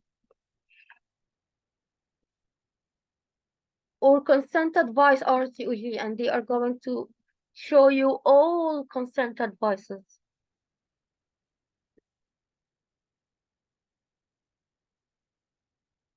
Okay, here we are. First of all, they are going to give you the presenting information on risk. As I told you before, this table, as it is, can come as a question. Okay, then you are going to find here the serious risk. Okay, serious is not going to be common, does not have to be common. Serious risk can be uncommon, but they can ask you what is the most serious or the most common serious complication of diagnostic laparoscopy. What would it be?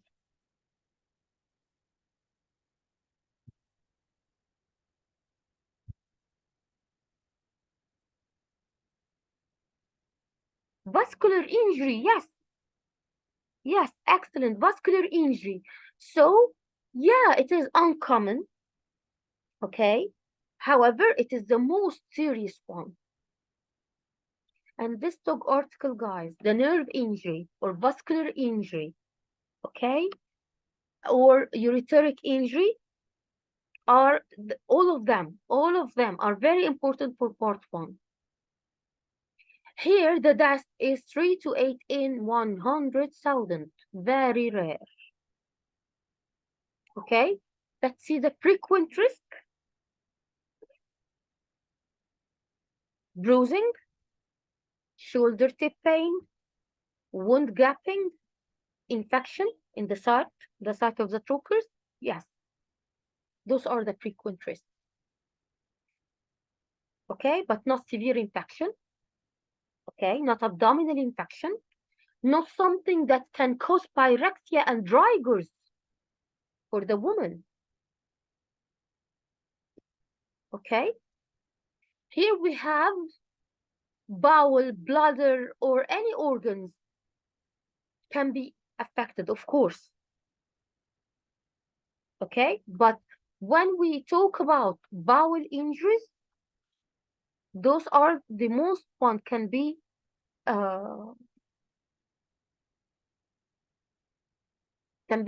identified during the laparoscopy, and up to 15% of them are not going to be identified at the time of laparoscopy. Okay, let's get back.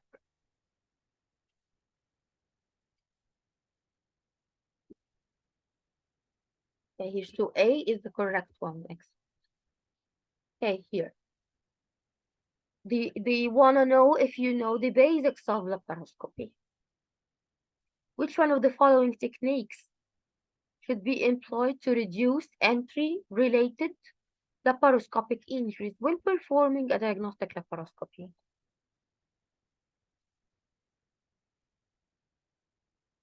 Okay, to save our time. The first needle the needle that we use to introduce the CO2 intra-abdominally and insufflate the abdomen. Should it be blunt?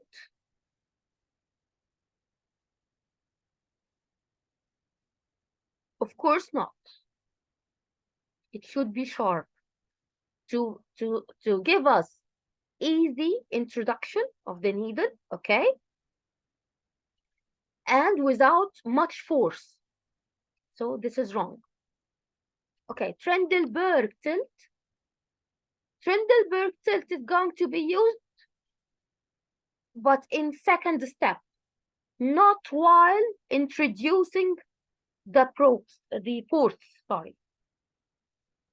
Okay, while inserting the ports, we should make the patient horizontal. Okay, so this one also is wrong. However, varus needle at right angle to the skin, this is right.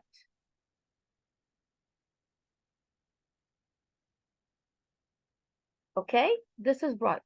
Varus needle should be moved laterally to check it is free before gas insufflation occurs. Never. You are going to injure everything. You are blind now. Varus needle, guys, is the needle we use to insufflate the abdomen. It's not port. It's not the port that I'm going to insert my camera. I'm just insufflating the abdomen so that I'm going to introduce the primary trocar. Make a port and introduce the primary trocar, in which I'm going to insert the camera. When I insert the camera, yes, I'm going to see all around before I insert the lateral trocar. Okay? Because of the lack of timing, I'm going to send you this video. This video is really great. Okay? I'm going to send it to even to the groups, all the groups. After the session, inshallah. Okay. Here, what is a frequent risk for operative laparoscopy? Now you know.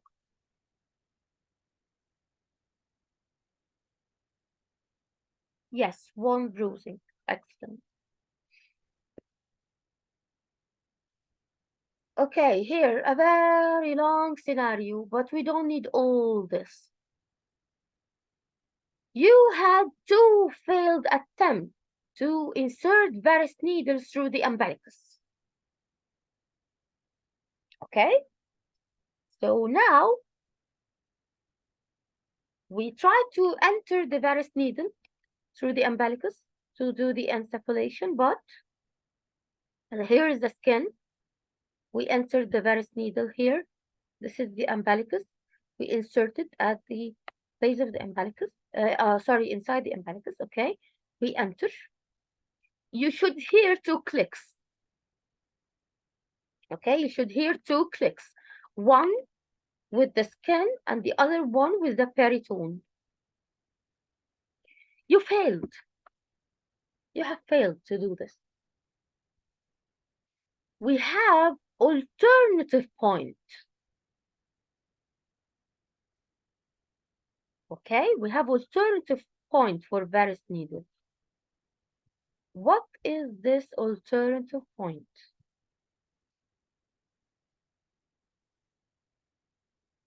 Yes, the Palmer's point entry. Okay, what is the difference between this and the open Hasson technique? The open Hasson technique, guys,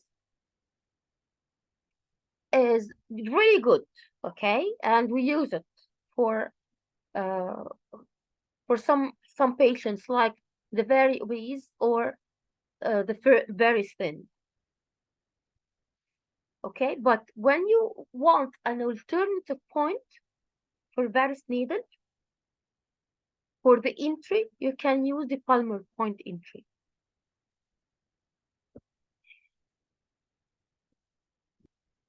Okay, here.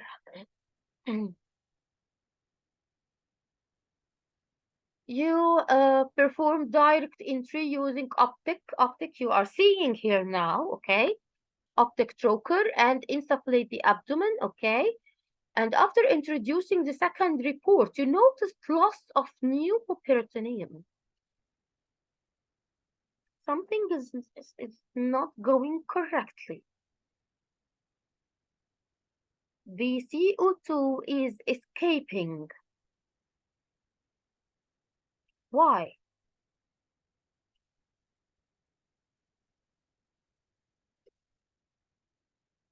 Yes, it can be because of the connection between the source, okay, and the port has been lost, simply. Or maybe because the lateral trocars are incorrectly placed, or maybe they are stuck, or maybe there is excessive suction,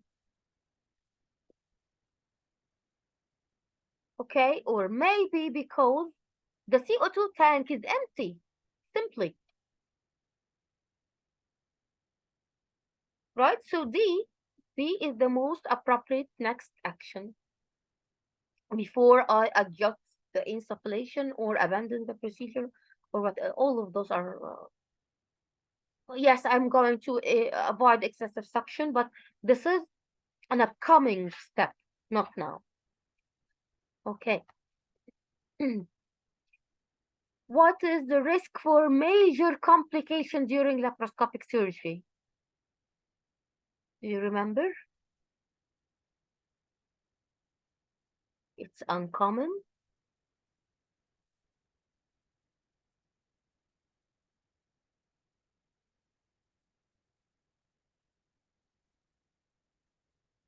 Yes, see, 1 in 1,000. Excellent. Okay, here. A woman presents 2 days following her total laparoscopy hysterectomy with peritonitis due to intraoperative bowel injury.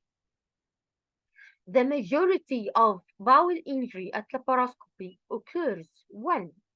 During entry with Barrett's needle, during primary trocar entry, during electrocautery, when removing specimens, during port closure.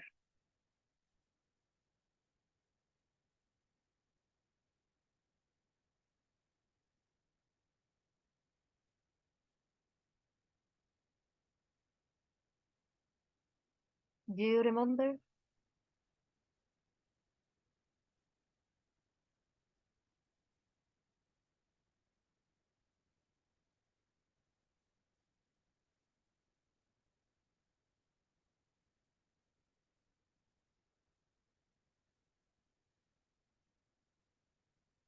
It's not during electrocautery, okay? This is not the majority. And it's not when removing specimens, and it's not the closure.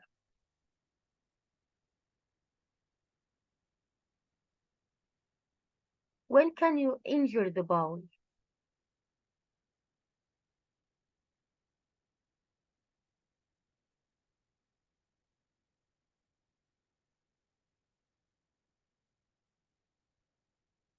Yes, during entry of Barrett's needle. I told you we are blind. We are blind. And when we use the Barrett's needle, there is no new peritoneum here to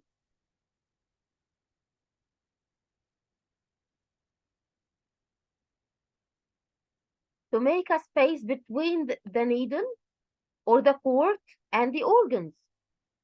There is nothing protecting me. So this is why when there is a very thin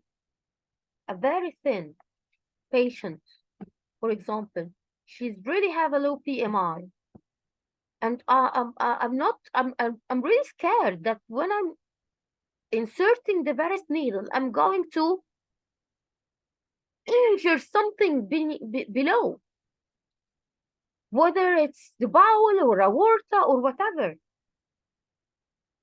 Why? Because the distance here is not large. So this is why In very thin patients, we are using the open Hasson technique or Palmer point. You got it now? But after I'm inserting the varus needle and insufflate the abdomen, now there is a distance between me and the abdominal structure. Air or CO2. CO2. Okay? So when I'm inserting the primary trocar, for example, I'm going to fear of injuring important structures. Like what? Like vascular injury. So during primary trocar entry, I'm going to have a fear for the vessels. Why? Because the primary trocar is very long. So I may introduce it more than it should be. So I may injure the running aorta here. Okay, let's say that I have introduced the primary trocar. Okay, excellent, efficiently, and I have my optic view now. I have my cameras, so I have a look here. I want to insert the lateral trocar. Okay, so I'm using my own eyes, direct visualization, and I have inserted the lateral trocar. What or which vessel I have a fear of injuring it during lateral trocar insertion? Very common recall. The primary trocar, the first thing is aorta. The next thing is common iliac arteries. Here, what is the vessel that I fear of injuring it?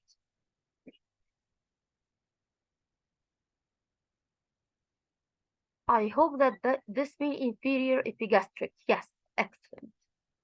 Inferior epigastric artery. And if you have attended with me the last session, we have talked immensely with Dr. Ahmed about the vascular injury during laparoscopy with pictures, because pictures now is very famous in the exam. Take care. You can have a picture, intra-abdominal picture, laparoscopic picture, and they could ask you about the structures or which vessel could be injured here, okay? Or which kind of trocars are the ones responsible for this injury, okay? Here, regarding the Hasson techniques. It's not Hasson, it's Hasson technique, okay? There is insufficient evidence to suggest it is superior to closed entry. It is used commonly by gynecological surgeons. No. Reduces the risk of visceral and vascular injury. Increase the risk of visceral and vascular injury. Reduce the risk of failed entry. Yes, this one. Yes, C. Excellent. Okay, a woman underwent a laparoscopic assisted vaginal hysterectomy. And this type of surgeries, guys, is one of the most aggressive procedures with complications. Laparoscopic assisted vaginal hysterectomy. Everything can happen, especially bladder injury. Okay? So here, 10 days later, she presented with suprapubic pain and oliguria, and the urine is positive for blood. I told you the answer, by the way.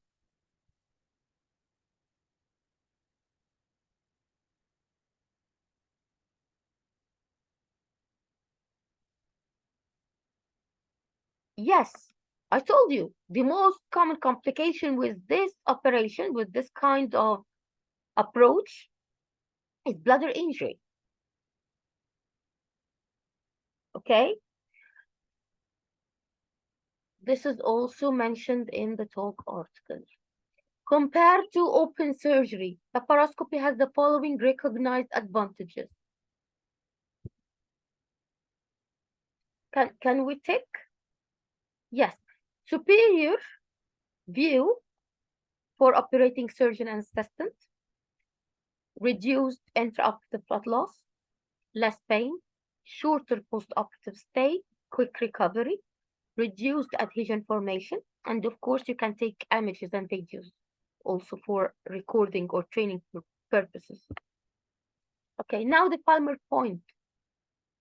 When should you consider the palmar point? Adhesions are suspected under the umbilicus. Yeah, I would go for this. An umbilical hernia is present. Yes, I would go for this also. In the presence of large uterine or pelvic mass. Actually, yes, because in this case, the umbilicus is going to be shifted, right? It's not going to be in the same position. Okay, when there is 3 unsuccessful attempts at insufflation, yes, all the above. Okay, another recall question that I remember we have mentioned in the last session, but it's very important. What would be the surgical landmark or the anatomical landmark for you if you cannot use the umbilicus for the insertion of primary trocar, such like obese people or morbidly obese people? Which anatomical landmark you are going to use? No, not the subcostal plane. At least not according to our college. It is the anterior superior iliac spine. Anterior superior iliac spine. It's a recall, okay, and the answer is present in the talk article. And I know that the subcostal plan answer is widely present in many groups. Okay, guys, anterior superior iliac artery. We have a safe point. We have a safe area related to the anterior superior iliac spine. Okay, what is the most common type of ureteric injury at laparoscopy?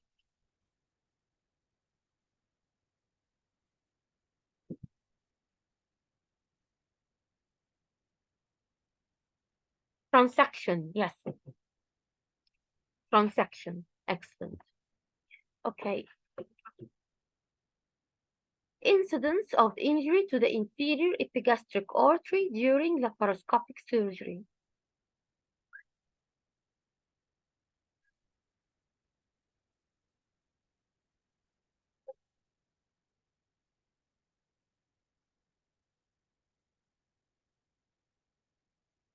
I'm not really good with numbers, but I told you any instance can come.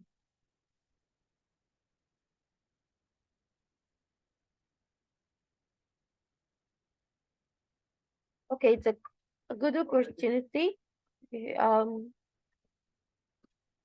have a look over the stock article.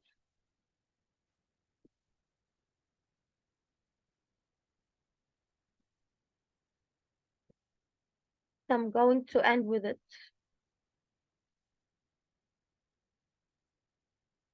Okay, here the vascular injury. Okay, as a whole, the vascular injury complicates 0.1%, mean 1 in 1,000, up to 1% of laparoscopic procedure, make it the second most common cause of death after anesthesia. This is SBA. Okay, I wanna show you the safe zone and the yellow island. This is the safe zone. The safe zone is either less than 1 centimeter from the midline or more than 8 centimeters from the midline. How I'm going to spot the yellow island, the site of trocar insertion, the anterior superior iliac spine. Okay, guys, that's why I'm telling you, take care of this question. Yes, sure.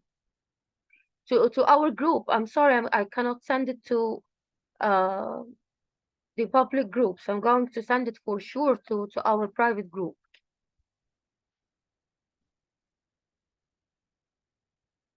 Okay, here, the most common vessel that can be injured during varus needle or first trocar, the aorta. Then the common iliac. Then the right common iliac. Okay? We have also here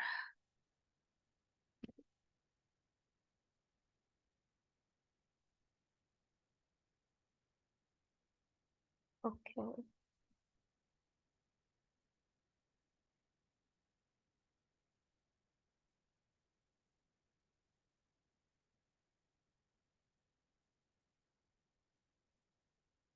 Okay, this is the posterior abdominal injury, immediate actions, where is the lateral port? Having a feeling that I'm missing something.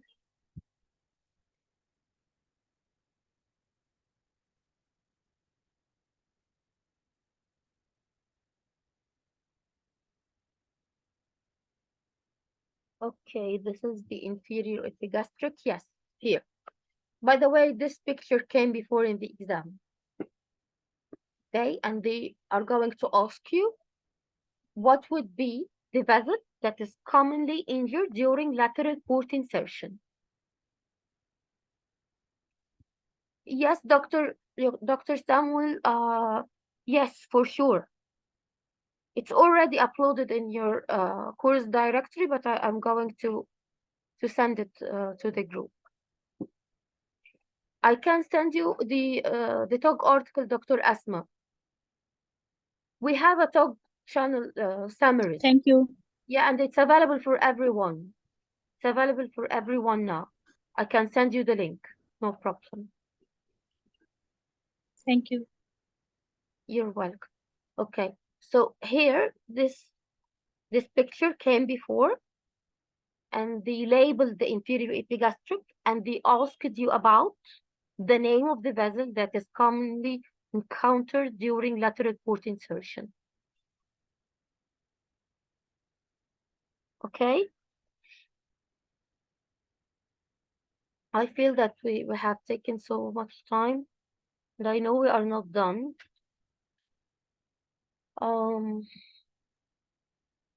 We are left with not so many questions. Most of them about the laparoscopy. Okay, well, those are not very difficult. Okay, but I just want you to show you the video before we end our discussion for today. This one is going to be, if I remember well, 0.5. Okay, but I wanted to make sure from the latest talk with you. Okay,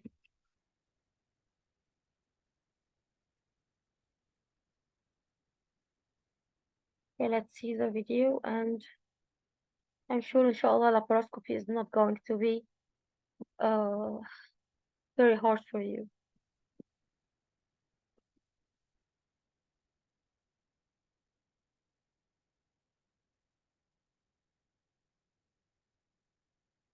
Okay.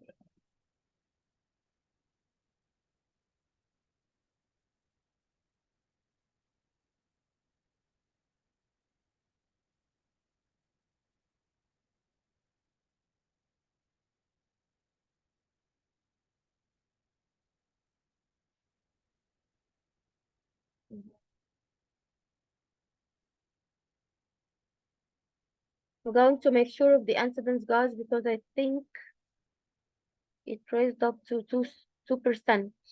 But the TOG article, it wasn't mentioned 2%. So I'm going to make sure and tell you. Okay, the inferior epigastric in particular.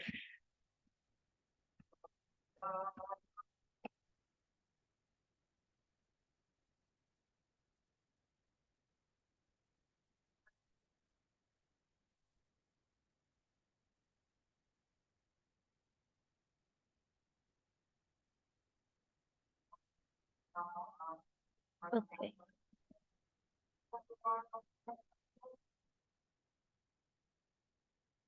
Here we are. Yes, this one.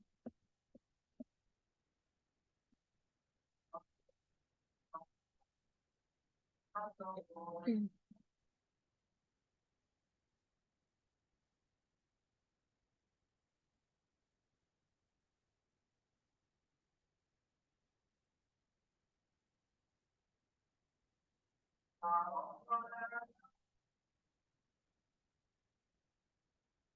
Shall I maximize it? Okay, this is better, I think. You can see it now. Okay. Let's see.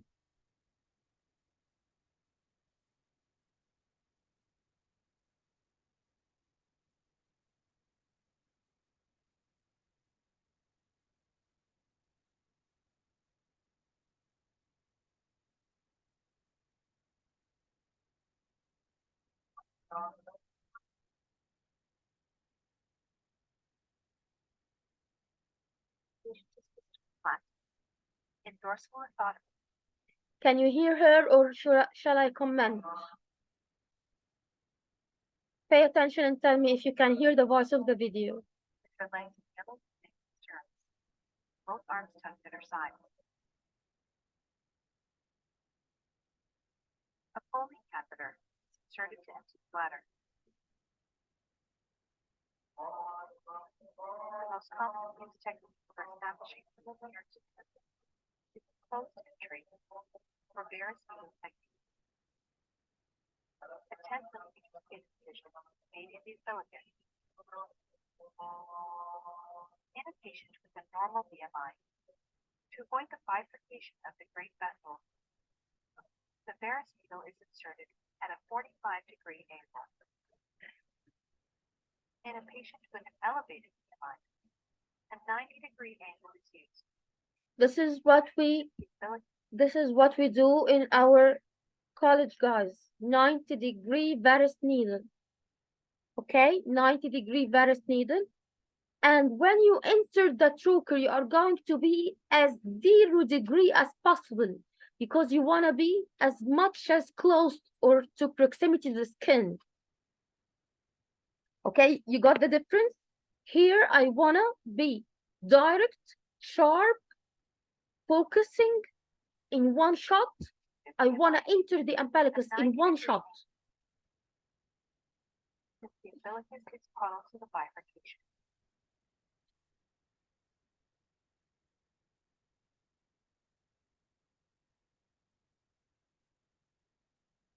Surgeon feels 2 pumps when the needle traverses the rectus fascia and the perineum. The Barrett's needle is connected to CO2 gas. An opening pressure of less than 10 millimeters of mercury suggests intraperitoneal placement. The abdomen is inflated to a pressure of 20 millimeters of mercury. This is also a question. Okay, they can ask you up to how much pressure you should insufflate the abdomen before inserting the ports, primary trocar or the lateral trocar.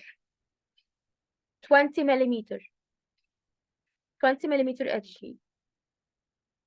The 10 millimeter trocar is inserted through the umbilical incision at the same angle as the Barrett's needle.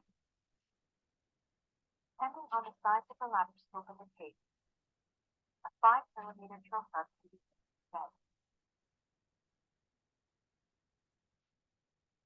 High intra-abdominal pressure are used to minimize intra-abdominal organs on initial part insertion.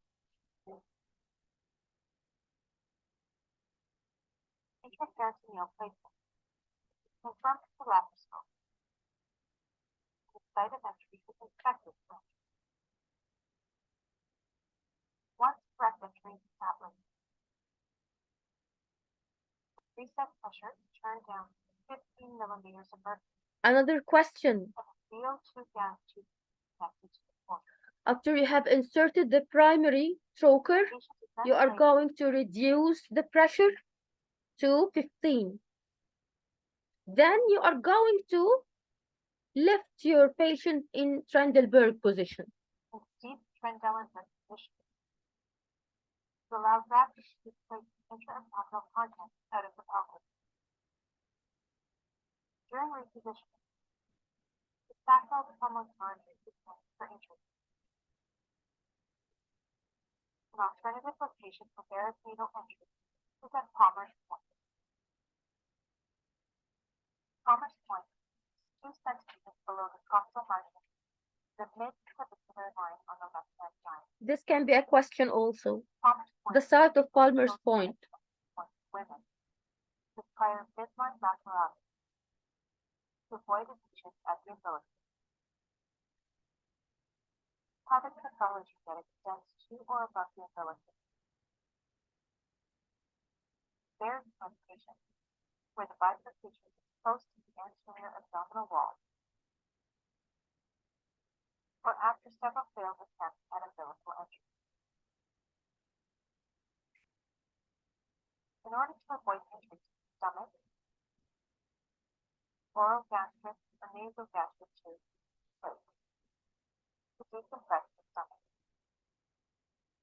At Palmer's Point, the varus needle is always inserted at a 90-degree angle, regardless of BMI. The surgeon feels 3 pops when the needle traverses the anterior rectus sheath, the posterior rectus sheath, and the peritoneum. Okay, I have a question for you. Pops in my mind now about the rectus sheath. If you are doing a CS, low segment CS, okay, which rectus sheath, or okay, I told you, which rectus sheath you are expecting not to see?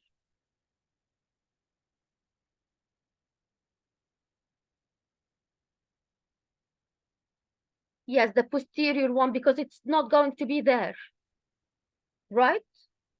It will end at the arcuate line, and we have opened lower than the arcuate line, so I'm expecting not to see the posterior rectus sheath. This is a recall question also.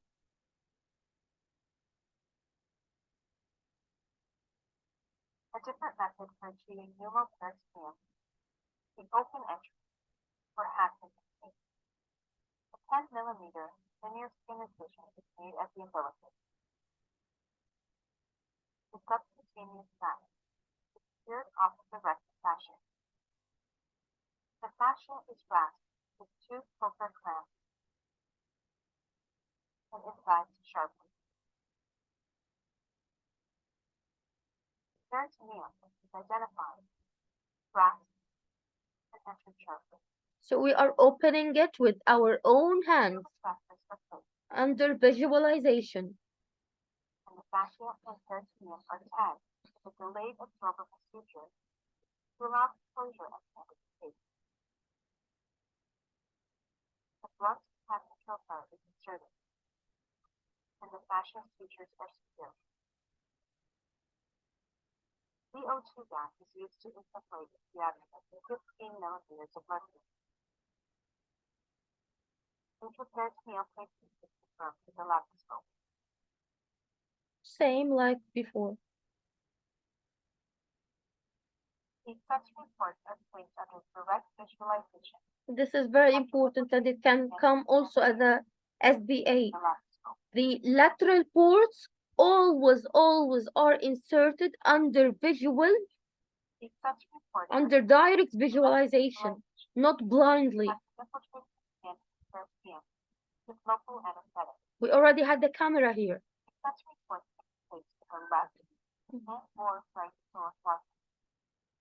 At this location, ports are landmarked by the obvious anterior superior iliac spine, and moving 2 finger breadths medial and 2 finger breadths superior to this point. The skin can be transilluminated to reveal any large superficial vessels. Additionally, care is taken to avoid injury to the deep inferior epigastric artery, a branch of the external iliac artery. The deep inferior epigastric artery is found lateral, medial, and cervical on the anterior abdominal wall using the laparoscope. If the vessel is not identified, surgeon looks. Can you tell me here? What is this?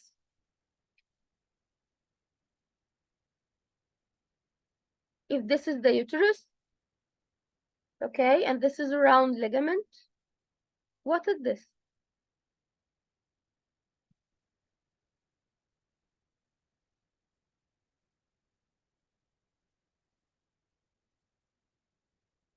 The ligament, medial umbilical ligament, excellent. And this is where we are going to identify the inferior epigastric artery. Okay, so you now know which landmark I'm going to use if I want to identify the lateral ports, the insertion of lateral ports, anterior superior iliac spine. If they are asking me about the primary port instead of the umbilicus, it will be the subcostal plan. Okay, as you said. So it will depend according to the question. Is it asking about the primary port or lateral or accessory ports? Insertion of the round ligament on the anterior abdominal wall. And placing the port laterally.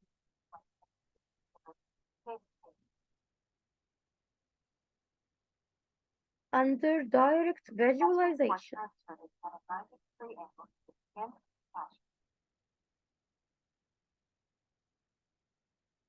An additional accessory port may be placed in a similar fashion, either supraphysically or at the level of compensated on the side. Suprapubic port is placed in the midline, 2 centimeters above the pubic to avoid bladder. A periumbilical port should be Just like the CS. lower part of the port, and the hands rest laterally.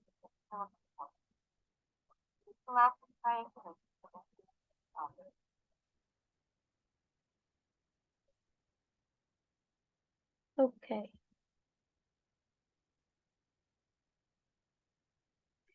So here we are, guys. We have reached the end of our discussion for today, and I'm sorry if we are late. I'm so sorry. There is no much questions left, so don't worry about them. I'm feeling grateful that we have reviewed the laparoscopic injuries and so on, because those are the important points. Do you have any questions before we end?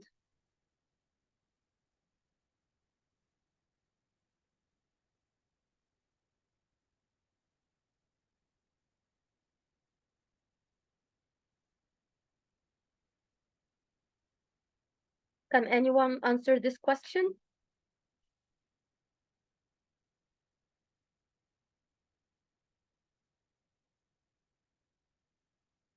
Yes, excellent. C is the right answer. She should take laxatives to reduce the risk of wound dehiscence, of course. Of course, she is going to be at increased risk of recurrence. We shouldn't give her bulking agents with laxatives, okay? Only laxatives. Antibiotics are essential for perineal tears, and of course, physiotherapy is very beneficial, and it should be advised. Okay, guys, thank you so much for being here today. Thank you for bearing me. If you have any question, I'm here. You can post it in the groups also. See you soon, inshallah. Bye bye.